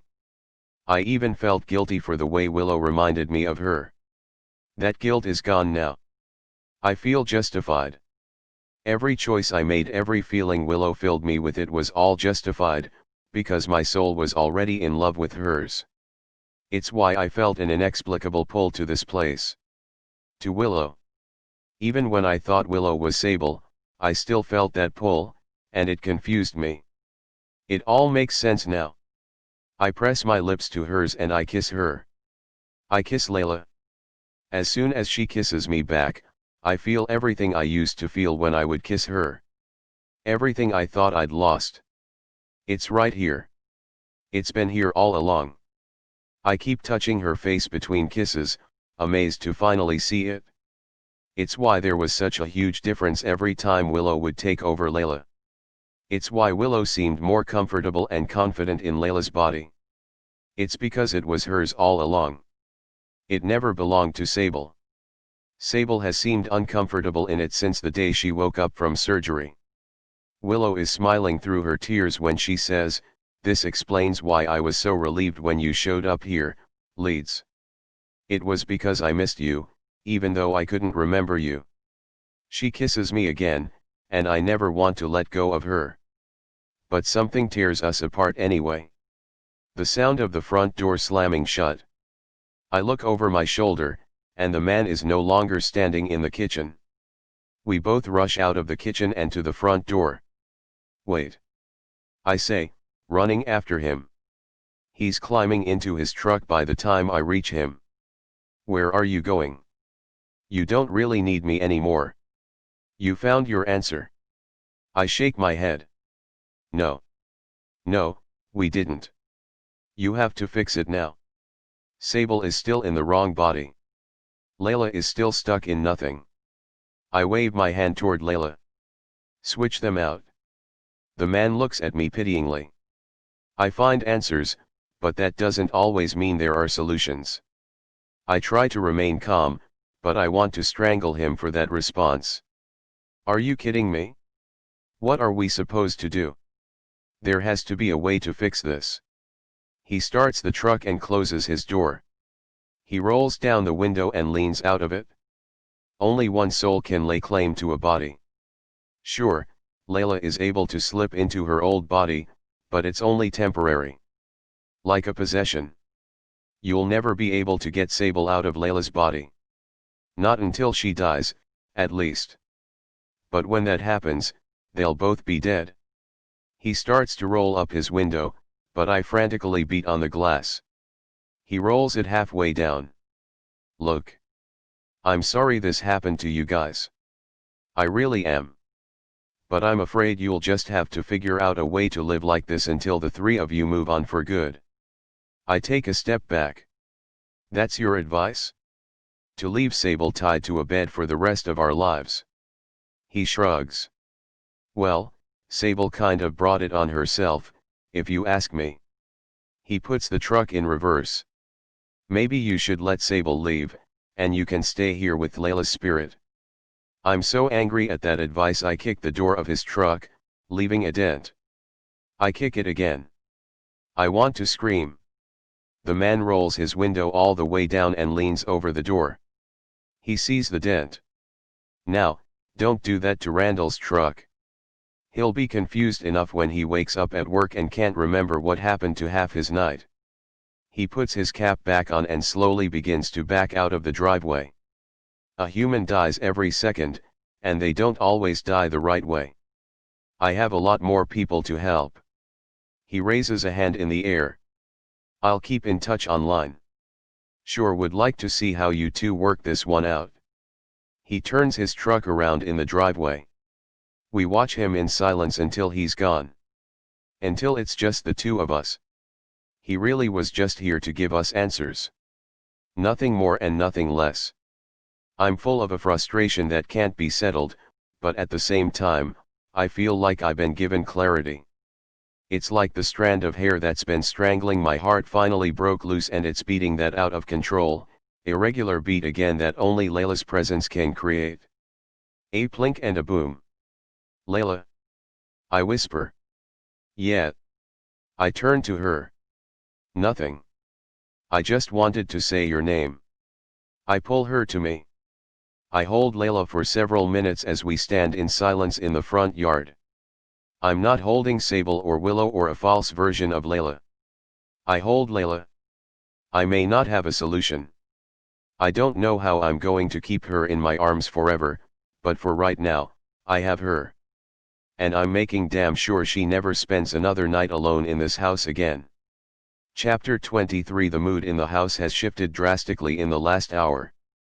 We spent the first 10 minutes kissing, hugging, reveling in the knowledge that our love somehow transcended realms. We now have answers as to why Layla's soul ended up here. But those answers are accompanied by a million more questions and a lot of unexpected grief. I don't even know how to properly mourn the idea that Layla essentially died because she's here with me. But she isn't. It feels like she's been returned to me, but in a horrific way.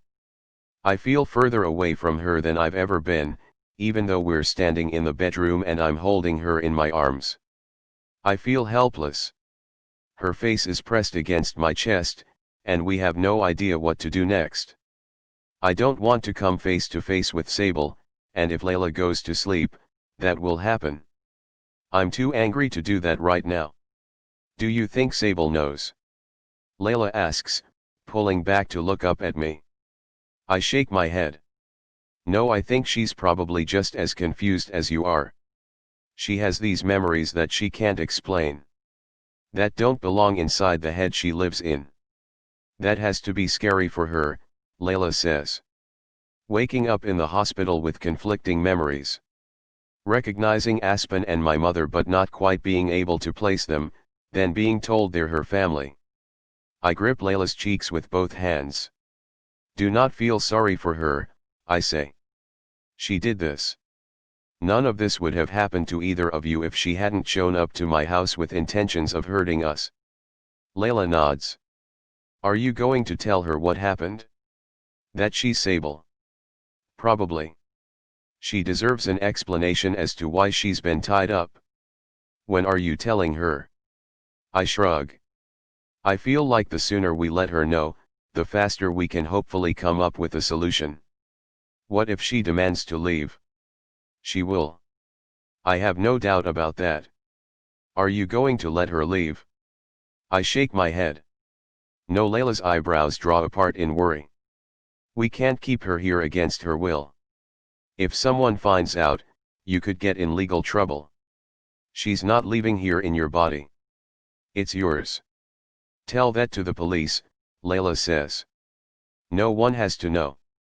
But she is not leaving here until we figure out how to fix this. Layla grips the back of her neck and pulls away from me. You heard that man. He said there's no way to fix this. He also said this is rare. Maybe it doesn't happen enough for anyone to have figured out a solution yet. We'll be patient. We'll do our research. We'll figure this out, Layla. I wrap my arms around her again, hoping to ease her nerves. But that's hard to do when I know she can feel my rapid heartbeat against her chest. I'm just as worried as she is. If not more. I think you should tell her now, Layla says. Maybe if she realizes what she's done, she'll stop fighting you. Maybe she'll help us figure this out. Layla has always seen the best in people. The problem with that is I'm not sure there's enough good in Sable that would make her want to help us. She is, after all, the reason we're here right now. Okay, I say. But I have to tie you up first. Layla crawls onto the bed. After I tie her up, she says, I know you're angry at her right now. But don't be mean to her. I nod, but it isn't a promise. Angry is an understatement. Layla closes her eyes and takes a breath. When her eyes open and I can tell it's not Layla looking back at me, I feel nothing but resentment. I don't feel remorse when she starts to quietly cry. I don't feel guilt when she starts to plead with me to untie her. I sit on the edge of the bed next to her feet, and I just stare at her. At least she's not hysterical or screaming this time. We might actually be able to have a conversation about this. Are you going to let me leave now? She asks. I want to ask you some questions first. And then you'll let me go. Yes. She nods. Okay, but can you please untie me first? I'm sore. I've been in this position for hours. She's been tied up for 1 minute. She doesn't realize she walks around freely most of the time. I'll untie you after you answer my questions. She adjusts herself on the bed so that she's sitting a little farther away from me. She pulls her knees in and looks at me nervously. You look angry, she says quietly. Why are you angry? What do you remember about the night you were shot? I don't like talking about that. You know that. Why? Because you don't remember it like I do. She shakes her head. No. It's because I don't remember it at all. That's not entirely true, I say. I think you just remember it in a way that's confusing to you. She shakes her head. I don't want to talk about it. I continue to speak, despite her pleas for me to stop. I know what's going on inside your head. You say you have amnesia, but I'm not so sure you do. It's just harder for you to access Layla's memories because they're mixed in with other memories. It's why sometimes when I bring up something from the past, you don't have that memory right away. It's like you have to sift through them. Dig them up. I can see her breath catch. I lean forward and look her directly in the eye. Do you sometimes feel like you have too many memories? Memories that don't even belong to you. Her bottom lip begins to tremble slightly. She's scared, but she's trying to hide it. Do you remember opening the door when Sable knocked on it that night? She nods. Yes. But you also remember being the person who knocked on the door. Her eyes widen. Why would you say that? She says immediately. Because you're Sable. She stares at me for several long seconds. Are you crazy? Your memories are confusing because you're in the wrong body. Her stare becomes threatening. You better let me go right now, or I will have you arrested so fast, Leeds. I will. Don't think I'm going to forgive you for this. Have you known this whole time that you might be Sable? Fuck you, she hisses. Let me go. Why did you punch the bathroom mirror when we got here? Do you see Sable's face sometimes when you look in the mirror? Of course I see her face sometimes. She shot me, Leeds. I have PTSD. She didn't deny punching the mirror. You don't have PTSD. It's an actual memory. You sound like a lunatic. I keep my voice steady when I say, you shot me. And you shot Layla. And I know you remember doing it. She shakes her head. I shot Layla? I am Layla. I shake my head. I know it's confusing. But you aren't Layla. You're only able to access some of her memories, because you're inside Layla's head and you have access to them. But when I shot you, you died. And when you shot Layla, she died. But only for a few seconds. Long enough for your soul to end up in the wrong body. And Layla's soul ended up stuck here, in this house. She's crying now. You're scaring me. Her voice is timid. You aren't making any sense. I am Layla. How could you possibly think I'm not Layla? I would begin to list all the proof, but there's too much. Instead, I try to think of a question only Layla would be able to answer right away. One Layla has already answered, but that Sable would struggle to remember. What song did I sing to you the first night we met here? She says, that was a long time ago. Which song did I sing for you? You have 3 seconds to answer me. Remember me? She says the name of the song like it's a question. No, I sang. I stopped. Layla remembers. Stop talking about me like I'm not Layla. This is insane. She's crawled more toward the head of the bed, like she's trying to get away from me. I don't blame her for being scared of me. If someone had tried to explain this to me a month ago, I wouldn't have been able to believe it. I attempt to come off as level-headed as I can because I know she thinks the opposite of me right now. I can't expect you to accept this any easier than I did, but it's true. It's just going to take time, and maybe proof, before you fully comprehend what's happening. For that, I'm sorry, but I can't let you leave now. Not until I figure out how to fix this for Layla. But I am Layla, she whispers, still trying to convince herself that this isn't happening. I look behind me. Layla, take over. I wait a few seconds until I see the change. Layla opens her eyes. She relaxes her legs, but her expression doesn't relax. She looks like she's about to cry, and I don't know if it's because there isn't a doubt left in her as to whether she's Layla, or if she feels bad for the situation Sable is in now. I lean forward and untie her hands. When her wrists are free, she lunges forward and wraps her arms tightly around me. She starts to cry. It becomes real in this moment. Knowing that Sable struggles to access memories I made with Layla, memories that are front and center in Layla's mind, has eliminated any shred of doubt that still hung between us. Layla grips the back of my head and presses her cheek against mine. Her voice is full of fear. Please help me find a way back. I close my eyes. I won't stop fighting for you until we figure this out. I promise. Chapter 24. I'm washing Layla's hair in the shower. It's an eerie duplication of the morning after we met, standing together in this shower. Only this time we're quiet. I'm not asking her questions because I feel like my need for answers has brought us nothing but gloom. It makes me wonder if she regrets me having shown up here. Had I not shown up, she wouldn't be aware of just how much she doesn't belong in her realm. She wouldn't know how unfair it is. She wouldn't know she might not be able to get back. We didn't sleep at all last night. We spent hours searching for solutions online and skimming paranormal books in the grand room. We've found nothing so far, even though we searched until 2 hours after the sun rose. Today is a new day. After we get some much-needed sleep, we'll start it all over again.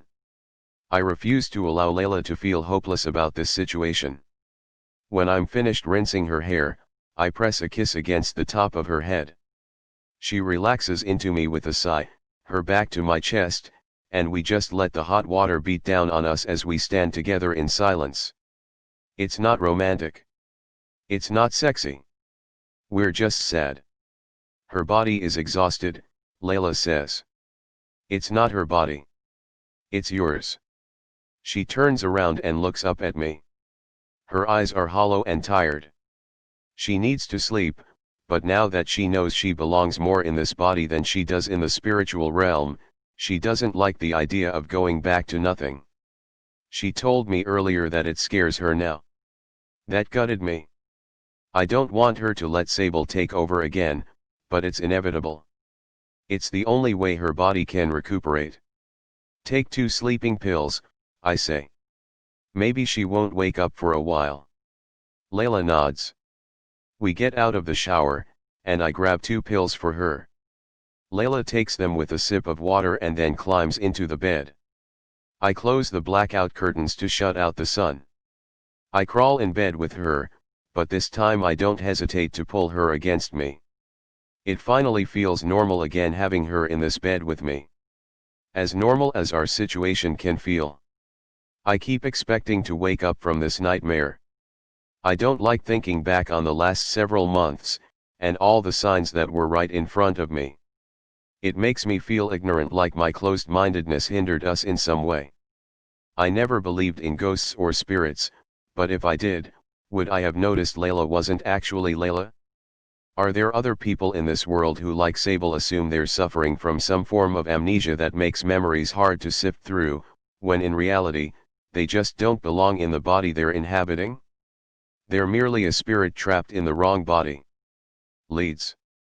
Layla whispers my name, but even through her whisper, I can feel the weight of it. What is it? She tucks her head against my shoulder. I think there's only one way to fix this. How? She sucks in a heavy breath.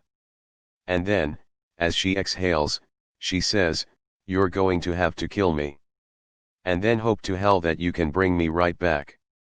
I squeeze my eyes shut, trying to push her words away from me. I don't even want to hear them, but she continues talking. If I can flatline long enough for Sable's soul to leave my body, then maybe my soul could take back over before you bring me back. Stop, I say immediately. It's too risky. So much could go wrong. We can't live like this forever. But we can. She pulls away from my shoulder and looks up at me. Her eyes are full of tears. It's exhausting. I can't live like this, day after day. And do you really want to hold a girl captive upstairs in this house for the rest of your life? I don't.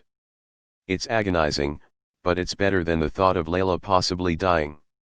This isn't the solution. And living this way is. She won't sleep unless we drug her, and then I'm left with the side effects. I'm tired. You're tired. If this is the only way I can exist with you, then I'd rather not exist at all, she says. She's crying now, and I can't take it. I don't want to see her upset, but the selfish part of me would rather see her upset than not see her at all. If we did it and it went wrong, I would never forgive myself. I can't live without you, Layla.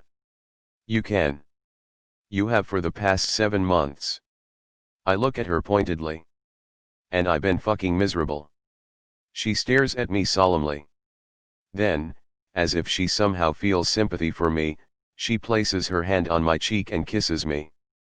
Her kiss is sweet, but it's also desolate. I don't know what to do with it.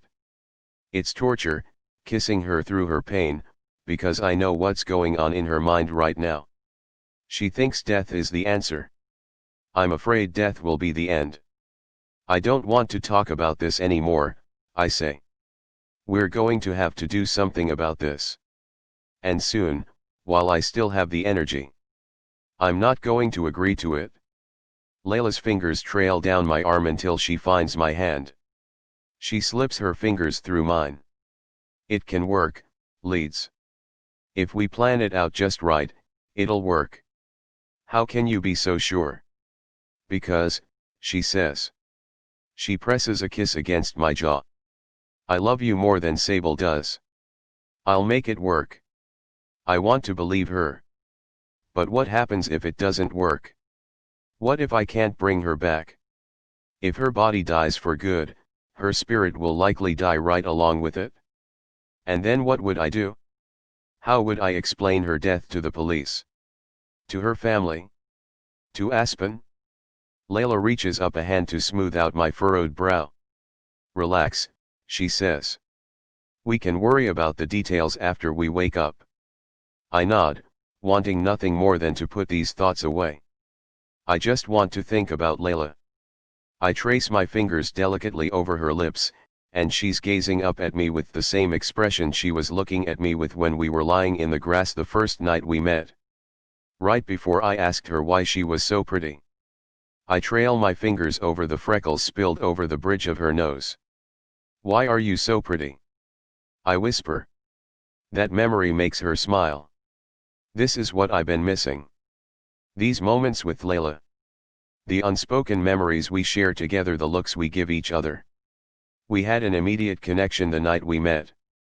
A connection so strong it brought me back here to her when I didn't even know I was searching for her. A connection that kept me here, even when I was convinced Willow was Sable. Layla kisses me again, only this time our kiss doesn't stop. It lasts for so long my lips feel swollen by the time I push into her. She wraps herself tightly around me as we make love. I keep my eyes open the whole time because I'm amazed by how different it is now that I have her back. It's exactly like it used to be. Intense and perfect and full of meaning. When it's over and she's wrapped in my arms, I realize she might be right. We found each other once when we met. Then we found each other again after she died. That makes me believe in us enough to think we could do it a third time. Chapter 25. Layla has spent the last 2 days meticulously planning out her death. I've spent the last 2 days trying to find alternative solutions. Sadly, I've found nothing. She's growing weaker. The longer she continues to take over Sable, the less sleep Sable gets. And when Layla does leave her body long enough for Sable to sleep, Sable sleeps very little. Only when the meds kick in, and even then, not for long. Sable continues to try to escape, which has resulted in her wrists suffering even more damage. The marks are too prominent to hide. I keep them bandaged up, but I worry because Aspen and Chad are due to show back up today and we aren't sure how to hide Layla's wrists from them. Right now, she's wearing one of my long-sleeved shirts because there wasn't anything with sleeves long enough to cover her wrists in her wardrobe. Hopefully Aspen doesn't notice the bandages. Hopefully Aspen doesn't notice anything.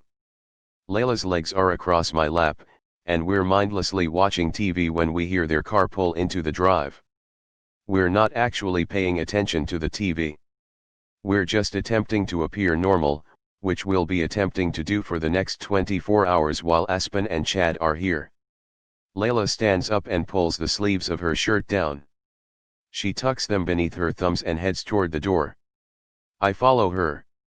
Aspen is already peeking her head inside when we make it to the foyer.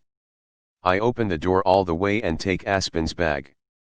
Layla hugs her as soon as she walks through the door. The hug catches me off guard. It isn't a casual greeting. She hugs her tightly, like she's missed her. I guess she has. Layla was confused the last time Aspen was here.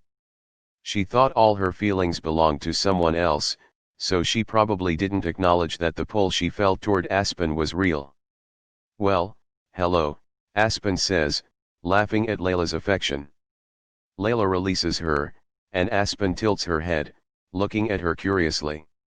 You look exhausted. Layla shrugs it off. I've been sick for a few days. Feel much better now, though, she lies, smiling brightly. Chad nods his head toward me and grabs Aspen's bag. Please tell me you have beer. I've been driving 12 hours, and I need beer.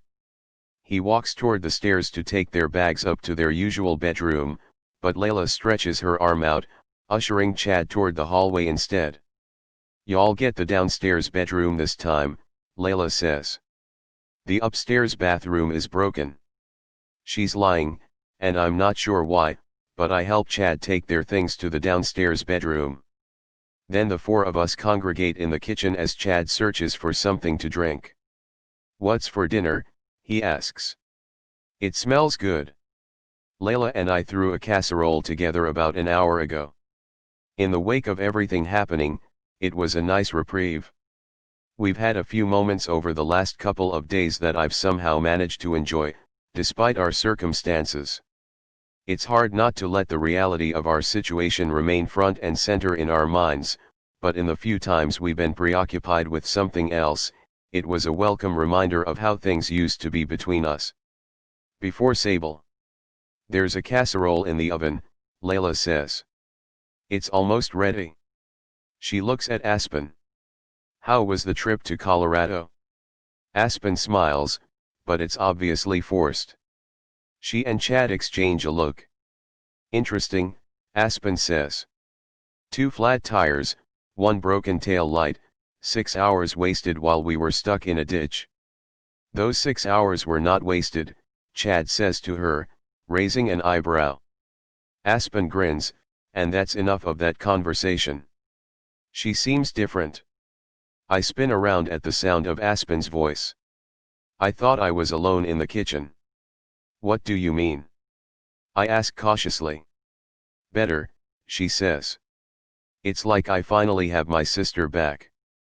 Good call bringing her here. I think it's helped her. I blow out a subtle release of air. Yeah, she's definitely much better. She looks tired, though. And she's lost weight. I nod. I'm keeping an eye on her. Like she said, she had the flu last week. The flu? Aspen asks with a tilt of her head. She just told me it was food poisoning. Shit.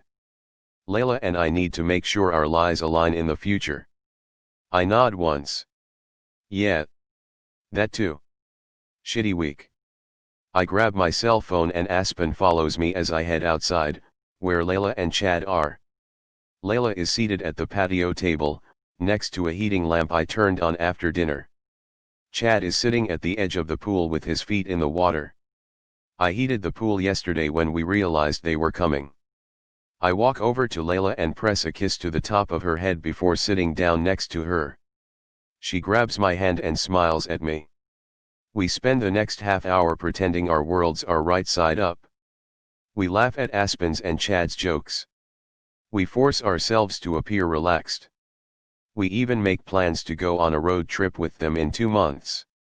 A road trip we know can't happen if we don't figure out a way to solve this. It hits me as I'm sitting here why Layla is willing to risk her life in order to get her life back.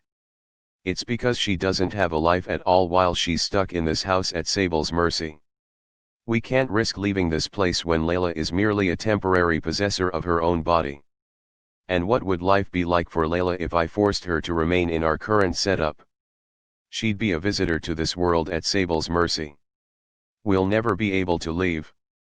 We won't even be able to take the trip we just planned to take with Aspen and Chad in 2 months. This is it. This will be her life. Exhausted and imprisoned.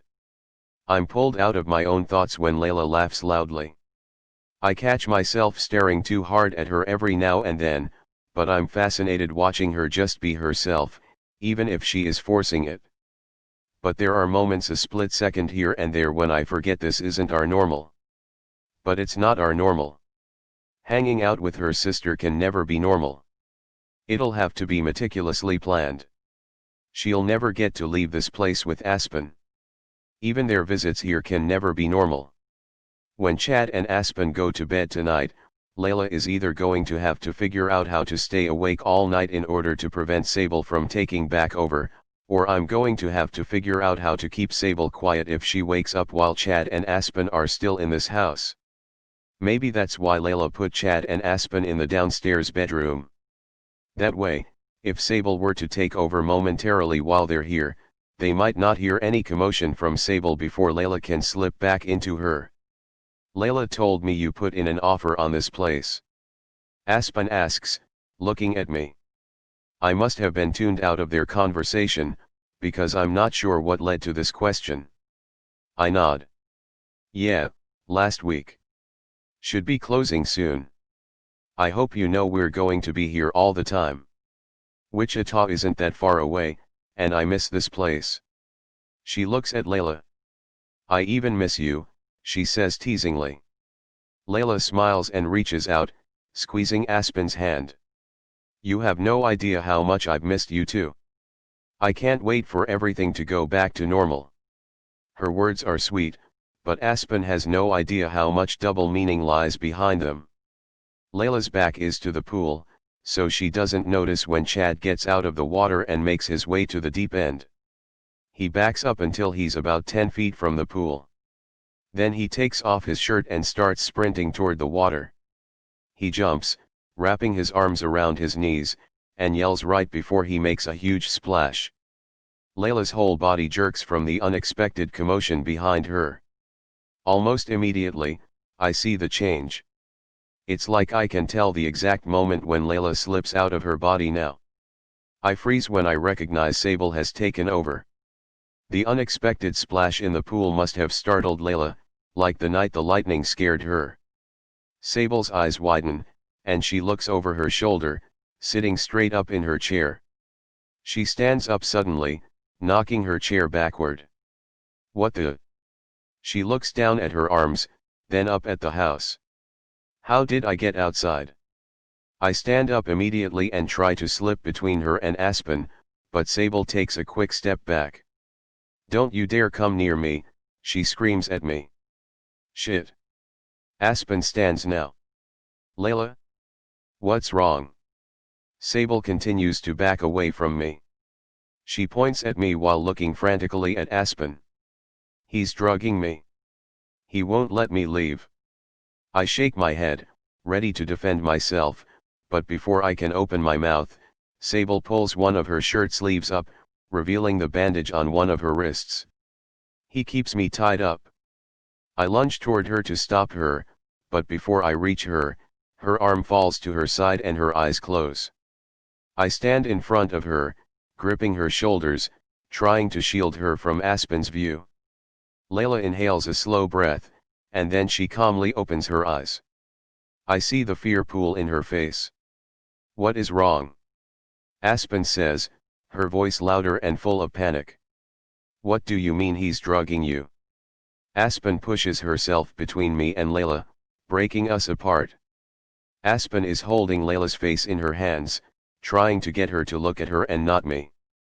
I grip the sides of my head and take a step back. I have no idea how she's going to explain the slip-up. Layla's eyes are wide, as if she's struggling to figure out a way out of this. I have no idea what to say. Aspen looks over her shoulder and glares at me as if I'm a monster. Just kidding. Layla says, completely unconvincing. What? Aspen says. Chad is sloshing over to us now, his jeans leaving puddles of water behind him. What's going on? Aspen points at Layla. She just said Leeds is drugging her. And keeping her tied up. I was kidding, Layla says, looking back and forth between them, attempting to explain away the outburst. She's forcing a smile, but everything is so tense now. That's a weird thing to joke about, Chad says. I don't think it's a joke, Aspen says. Show me your wrist again. Layla tucks her sleeve beneath her thumb and pulls her hand away. It was an inside joke, she says. She looks at me. Tell her, Leeds. I don't know what to tell her. At this point, there's no way Aspen will believe a word that comes out of my mouth. But I nod anyway and move closer to Layla as I wrap a hand around her waist. She's right. It's a weird inside joke. It's only funny to us. Aspen stares at Layla in disbelief. Then she brings her hands to her forehead as if she doesn't know what to make of the last minute of her life. She shakes her head, confused. Unconvinced. Come inside the house with me, Layla, she says, reaching a hand out to her sister. Layla just stares at it. Then she shakes her head. Aspen, I know that was weird. I'm sorry. I do things I can't explain sometimes because of the brain injury. I thought it would be a funny joke. It fell flat. Aspen studies her sister's face looking for a sign. A silent plea for help, maybe. This is seriously fucked up, she says.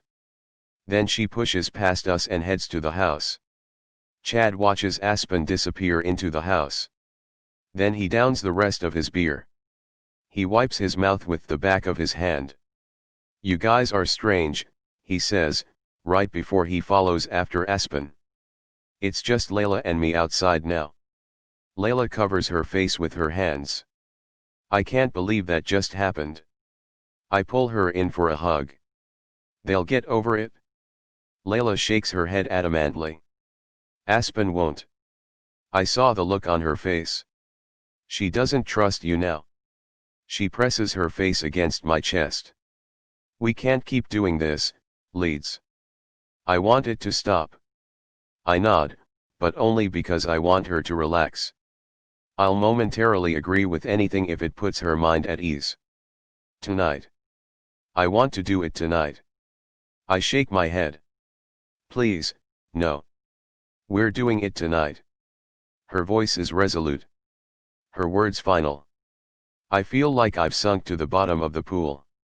My lungs feel dense with water. I clear my throat. How are we supposed to do this tonight?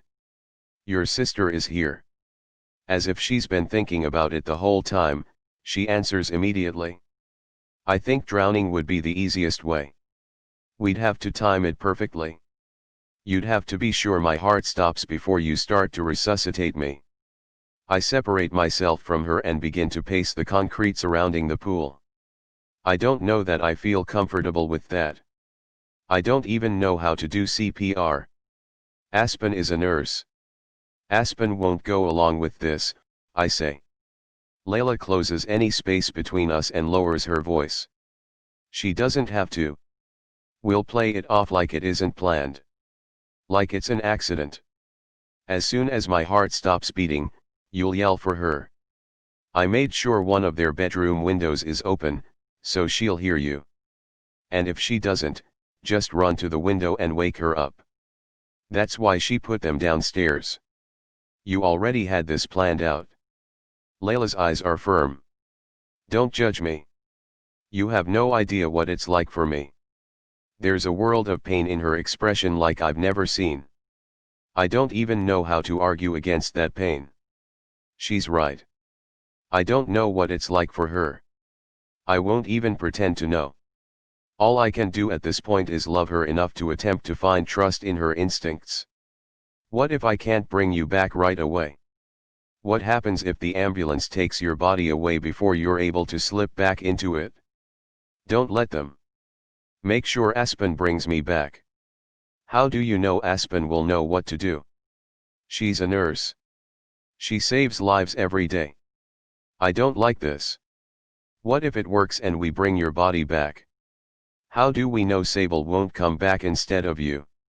I won't let her, Leeds. Layla says that with such conviction I can't help but trust her. I pull her to me and rest my chin on top of her head. For the first time since finding out ghosts are real. I'm terrified. I love you. Her words are muffled against my chest when she says, I love you too. So much. That's how I know this is going to work. Chapter 26. It's been 2 hours since we came upstairs to prepare for Layla's drowning. 2 hours since it started to feel like my world might be coming to an end. She has everything planned out. She even wrote down instructions and is making me study them like this is some kind of fucking college exit exam. 1. Hold me under until I'm no longer struggling for air. 2. Check my pulse. When it stops, call 911 immediately. 3. Wake up Aspen. 4. Start resuscitation. 5. You only have 5 minutes to save my life. I let the paper fall to the bed. 5 minutes. I can't read it again. Do you need more time to look it over? She asks me. I'm going to need years before I'm ready to do this. She lifts a hand and touches the side of my head. I know you're scared. I'm scared too. But the longer we let this go on, the weaker I'm going to be. We need to do it now before we have more slip-ups. Before Aspen becomes even more suspicious. She grabs the sheet of paper and folds it up. Then she walks to the bathroom and flushes it in the toilet. On her way back into the bedroom, she grabs my laptop and sets it on her side of the bed. She clears her throat and then says, I typed up a suicide note. I think it's important to have, just in case. I cover my face with my hand. A suicide note. I can't keep my voice down. How are you so calm about this? You just wrote a suicide note, Layla. I don't want you to take the fall if this doesn't work. I scheduled it to send as an email for 4 hours from now. You know the login to my email. If I don't make it, allow the email to send. But if I do make it, delete it. Because it's going to everyone, Leeds. You, Aspen, my mother. Her voice is even mechanical, almost as if she's completely detached from the reality of what we're about to do. She grabs my hand, wanting me to stand up. Wanting me to follow her. The next several minutes feel surreal. I follow her out of the bedroom, down the stairs, and to the backyard. She walks calmly into the pool, and so much of this moment is wrapped in the night we met. The first time we spoke was in this pool. Our first kiss was in this pool. Why does it feel like our final goodbye might happen in the pool? My pulse is frantic. I can't catch a breath. The reality of what we're about to do may not be absorbing into her, but it has taken over every part of me. She's standing in the middle of the pool, in the same spot where I found her floating on her back that first night we met. And by some miracle, she has the same expression on her face. Serene. I need you in the water with me, Leeds. I realize she's remaining as calm as she is because she knows if she doesn't, I'll talk her out of this. I'll talk myself out of this. But she's right. We need to do it now, before she becomes even weaker from lack of sleep. I'm reluctant as I make my way toward the pool.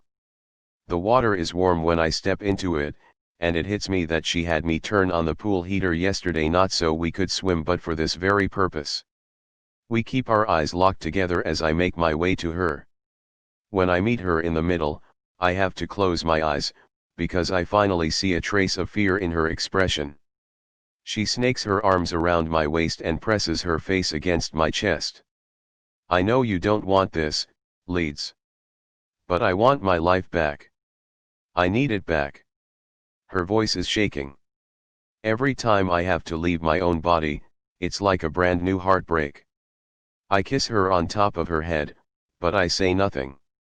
I couldn't speak if I wanted to. The fear is too thick in my throat. Listen to me, she says, guiding my gaze to hers. I'm going to have to let Sable take over. It'll be better if she's scared and confused when her heart stops. Because I'll be alert and ready. She's right. Layla will have the advantage if she's waiting by the sidelines. As soon as I slip out of her in a minute, Sable is going to panic when she wakes up and sees that she's in this pool with you. That's when you do it. You shove her under, and you hold her down and you don't let her up for air, no matter how scared you are or how guilty you feel. I imagine what that will be like for Sable. Being drowned with no knowledge of why. She's going to be terrified. She's going to fight back. And I'm somehow going to have to look past the fact that it'll be Layla's body I'm drowning as I kill Sable for a second time. Hey, Layla says, her voice sympathetic and gentle. She's looking at me like she knows exactly what I'm thinking. She always does. She understands my thoughts as if they're whispered into her head as soon as I have them. You won't be ending Sable's life, Leeds. You'll be saving mine. You can do this. That's the perspective I needed to move forward. This is about what's deserved. It isn't about what's moral. Okay. You're right. I can do this. We can do this. Good. Okay.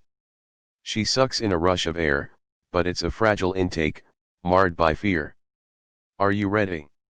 I shake my head adamantly because who could be ready for something like this? I take her face in my hands, and we lock eyes. She's scared. Her lips are quivering. When her hands rest against my chest, I can feel her fingers trembling. I owe this to her. She's been forced to spend so much time here alone, waiting for someone she couldn't remember. I press my forehead to hers, and we close our eyes. When I'm this close to her, I can feel an unfrayed connection not even death could break. We're bound together for eternity, and if I don't get this right, if I lose her, that tether will feel like a noose tightening around my heart until it stops. I kiss her. I kiss her hard, and I don't want to stop, because what if this is the last time I ever get to kiss her? I kiss her until I taste tears. Both of ours. I kiss her until she makes me stop.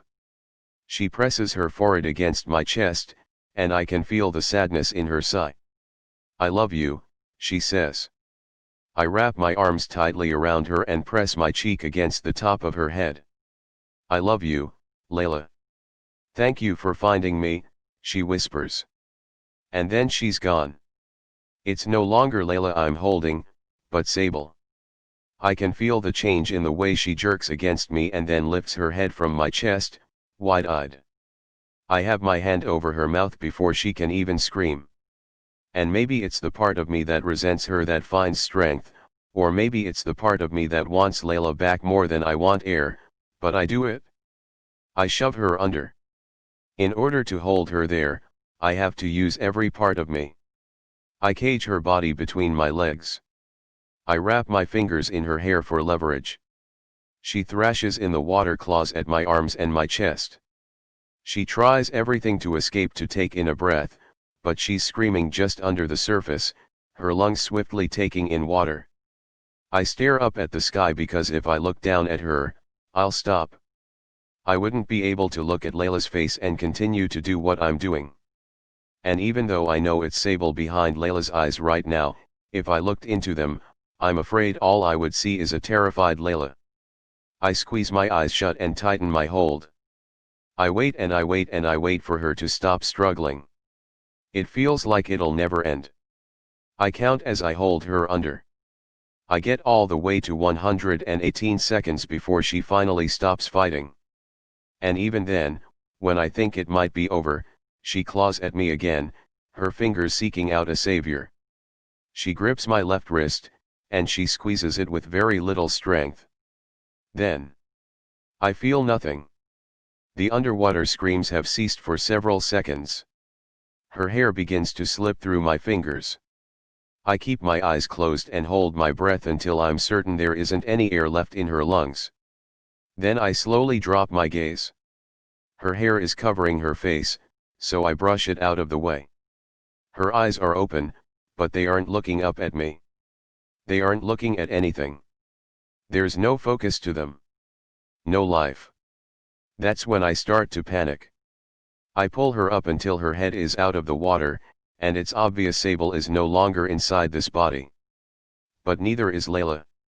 A wail escapes my throat when I see Layla's lifeless eyes. Her arms are limp at her sides. I hook my hands under her and start dragging her toward the steps at the shallow end. Aspen! I scream. Help! It's almost impossible to move her as fast as I imagined I would move her. The backs of her legs are dragging against the pool steps, then the concrete. When I finally have Layla on her back at the side of the pool, I grab for my cell phone. I dial 911. Aspen! I scream. I start administering CPR the exact way Layla showed me how to do it, but I feel like I'm doing everything wrong. The phone is by my side. When an operator picks up, I just start screaming the address into the phone while I try to resuscitate Layla. 5 minutes. That's all we have. 5 minutes, I whisper. Her lips are blue. Nothing about her feels alive. I need Aspen because I don't know if I'm doing this right. But I don't want to leave Layla's side. Aspen! I scream again. Before I'm even finished saying her name, Aspen is on her knees next to me. Move, she yells, pushing me out of her way. I fall backward and watch as Aspen leans Layla onto her side to clear her airway, then she pushes her onto her back again and begins chest compressions. Chad is here too. He grabs my cell phone and begins speaking with the 911 operator. I move around Aspen, toward Layla's head, and I lean forward, cradling her head. You can do it, Layla, I beg her. Please, come back. Please. I can't do this without you. Come back, come back, come back. She doesn't. She's just as lifeless as when I was dragging her out of the pool.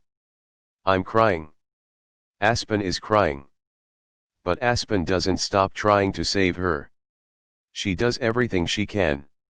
I try to help, but I'm useless. It feels like it's been longer than 5 minutes. It feels like it's been a fucking eternity. I once had the thought that minutes seemed to matter more when I spent them with Layla, but they've never mattered more than right now as we're trying to save her life. Aspen is growing more hysterical, which makes me think she knows it's too late. Too much time has passed. Did I hold her under for too long? Did I do this? I feel like I'm sinking lower, somehow melting into the concrete. I'm on my knees and my elbows, my hands clasped tightly behind my head, and I have never physically been in so much pain. Why did I let her talk me into this?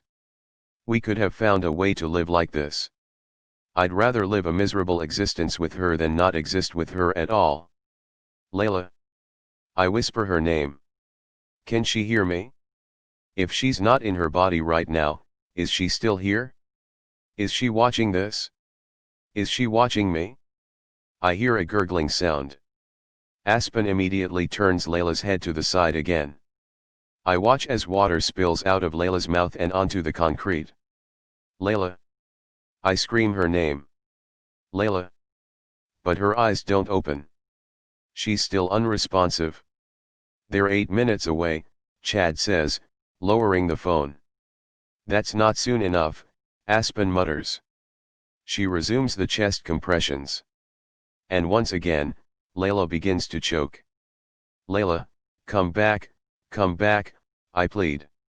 Aspen grabs her wrist to check for a pulse. It's like all the sounds of the world are automatically put on mute while I wait for her response. She has a pulse. Barely. You only have 5 minutes to save my life. I immediately slip my hands under Layla's arms and start to pull her up. What are you doing? Aspen asks, her voice panicked. We need to meet the ambulance. I yell. Let's go. Chad helps me carry Layla to the front yard. We slip her into the back seat of my car, and Aspen and Chad both climb into the back with her. Aspen keeps her hand on Layla's wrist to make sure she maintains a pulse as I peel out of the driveway. Faster, Aspen says. I can't go any faster. The gas pedal is touching the floor. I drive for what seems like miles, but in actuality is probably only 2, before we meet the ambulance. As soon as I see their lights coming over the hill, I start flashing mine. I bring the car to a stop in the middle of the highway so the ambulance will be forced to stop for us. I help Chad and Aspen drag Layla out of the back seat. She's still lifeless. The paramedics meet us with a gurney. They pull her onto the ambulance, but when I start to climb in after her, Aspen grabs me and pulls me back. She pushes her way in front of me and climbs into the ambulance.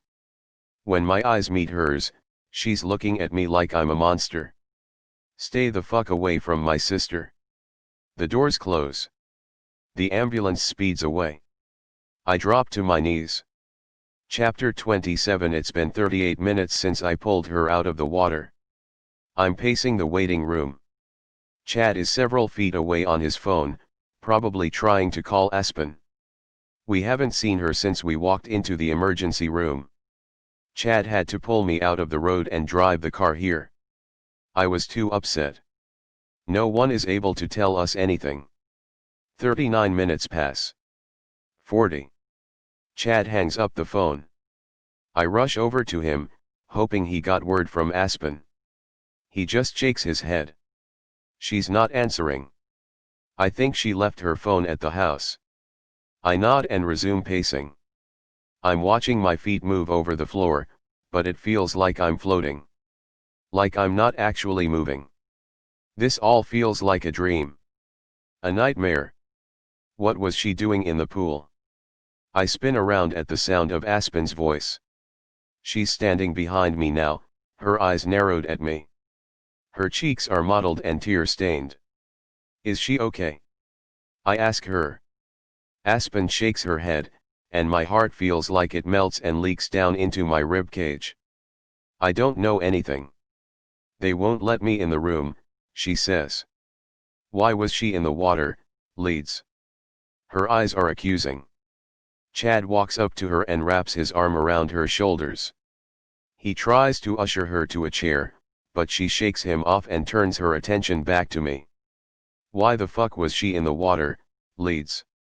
Her scream gets the attention of everyone in the room. She's hysterical. Angry. She thinks I did this to her sister. I don't know, I lie. But I did not do this to her. Aspen's eyes fall, and when they do, they freeze on my arms. She just stares at my arms, and the way she's looking at them forces me to follow her focus. When I look down at myself, I see that my arms are covered in scratch marks. Fingernail scrapes that have drawn blood. Fresh blood. I look back up at Aspen just as she starts to cry hysterically. Chad is forced to hold her up. He carries her to a chair, but the whole time he's backing her away from me, she's screaming at me. Why? Why did you do this to my sister? There's nothing I can say or do to take that assumption away from Aspen. Too much has happened tonight to make her believe I'm innocent. And if Layla doesn't make it, neither do I. Because no one will ever accept the truth. If this were last month, I wouldn't have believed the truth either. But the idea that Aspen will never trust me again, even if Layla makes it, is still not an outcome I'm okay with. Chad is doing his best to calm Aspen, but she's hysterical. I walk over to them and kneel in front of her. Aspen, I say, my voice firm and low. She had a seizure in the water. I was trying to help her, but I couldn't do it on my own. I couldn't keep her above water. That's when I called you. I didn't do this to her. She doesn't believe me.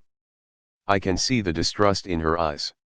Why did Layla say you were keeping her tied up earlier? Aspen asks. Why would she say that?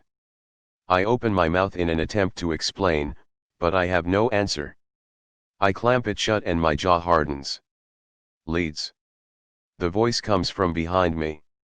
I stand up and spin around at the same time Aspen jumps up out of the chair. A doctor is standing at the entrance to the waiting room. Leeds Gabriel, he says. I can't help but feel relief that this man is sparing me from an explanation I wasn't able to give Aspen, but I'm terrified he's here to deliver news I'm not prepared for. I step forward. Is she okay? The doctor pushes open the door behind him. She's asking for you. I don't know how I have the strength to even take a step, because those words knock the breath out of me. But somehow, I make it across the floor, to the door, down the hallway, and into a room where Layla is on a bed, covered in a blanket, her hair still wet and piled over her shoulder. I pause when I enter the room, because I don't know exactly what I'm walking into. It's hard to tell just by looking at her. Is she Layla? Aspen pushes past me and rushes to her bedside.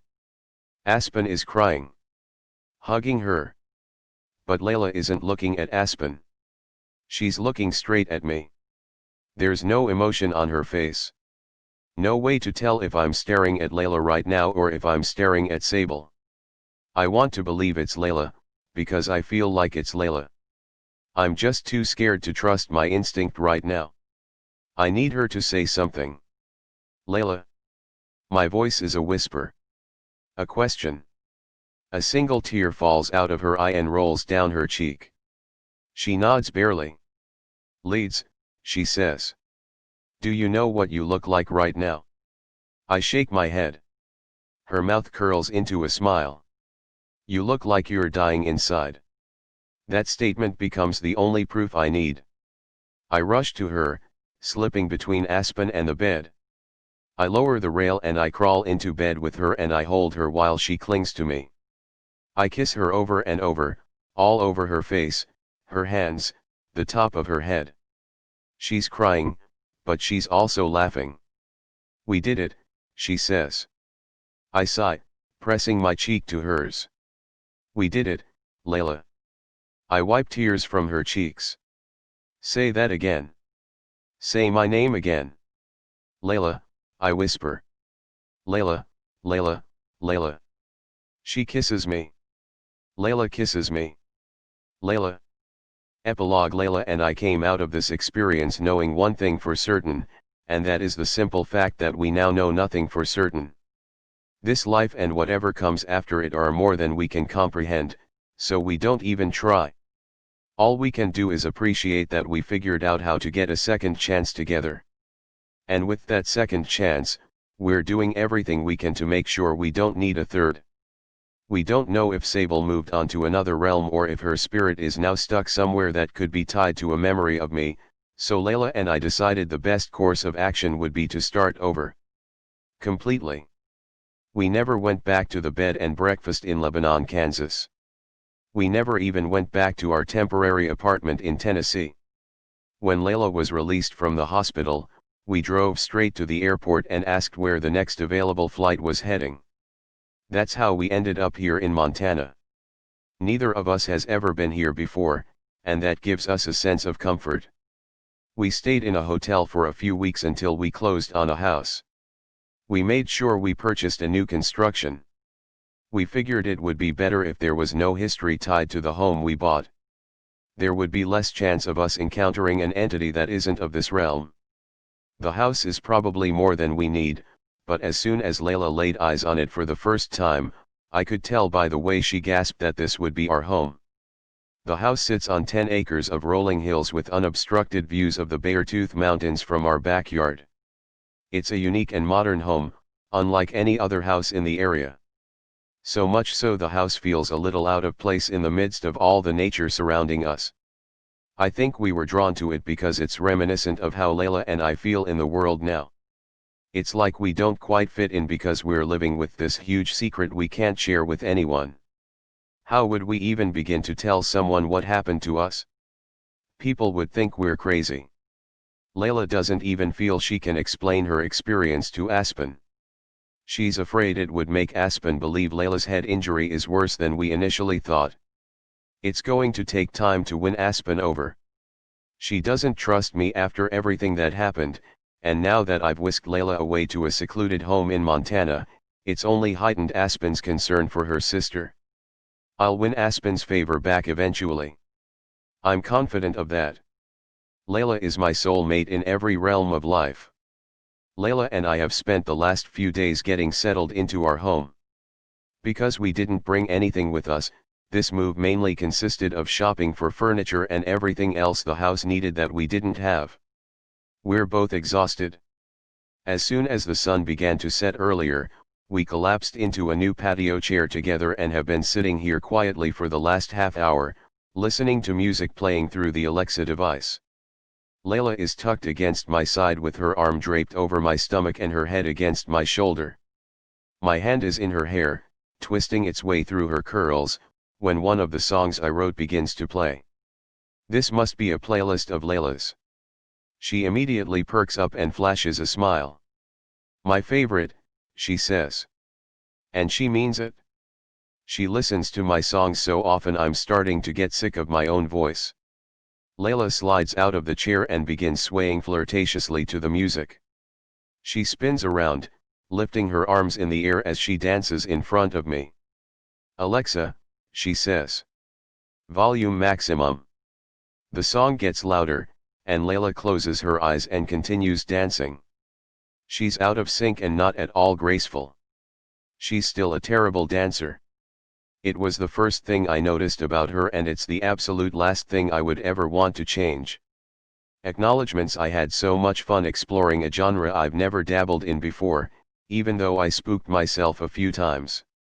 Thanks to those of you who gave it a chance, especially if paranormal isn't your thing. It was a huge stretch of the imagination for me, but that's what I love about writing. A huge thank you to my agent, Jane Distel, and everyone at Distel, Goderich and Borat Literary Agency. You all work hard to get my books in the hands of readers, and I appreciate each of you so much. Thank you to the entire team at Montlake Publishing. You all have been a dream to work with, and I look forward to many more books to come. I'd also like to thank the entire Goodreads staff. We authors are so lucky to have a platform dedicated to books, and you guys have always been so responsive and pleasant to work with. Thank you to my early readers, Tazara Richardson, Maria Blaylock, Melinda Knight, Anjanette Guerrero, Van Oyfight, Lynn Reynolds, Brooke Howard, Karen Lawson, and Susan Rossman. You always get the worst versions yet somehow still ask for those versions. I appreciate all you do for these books. To Stephanie and Erica, my two main gals. Without you both, I'd not be living my dream. We have the best job ever. Thank you to everyone who works or volunteers for the Bookworm Box and Book Bonanza. I am so grateful for all you do to make these charities a success.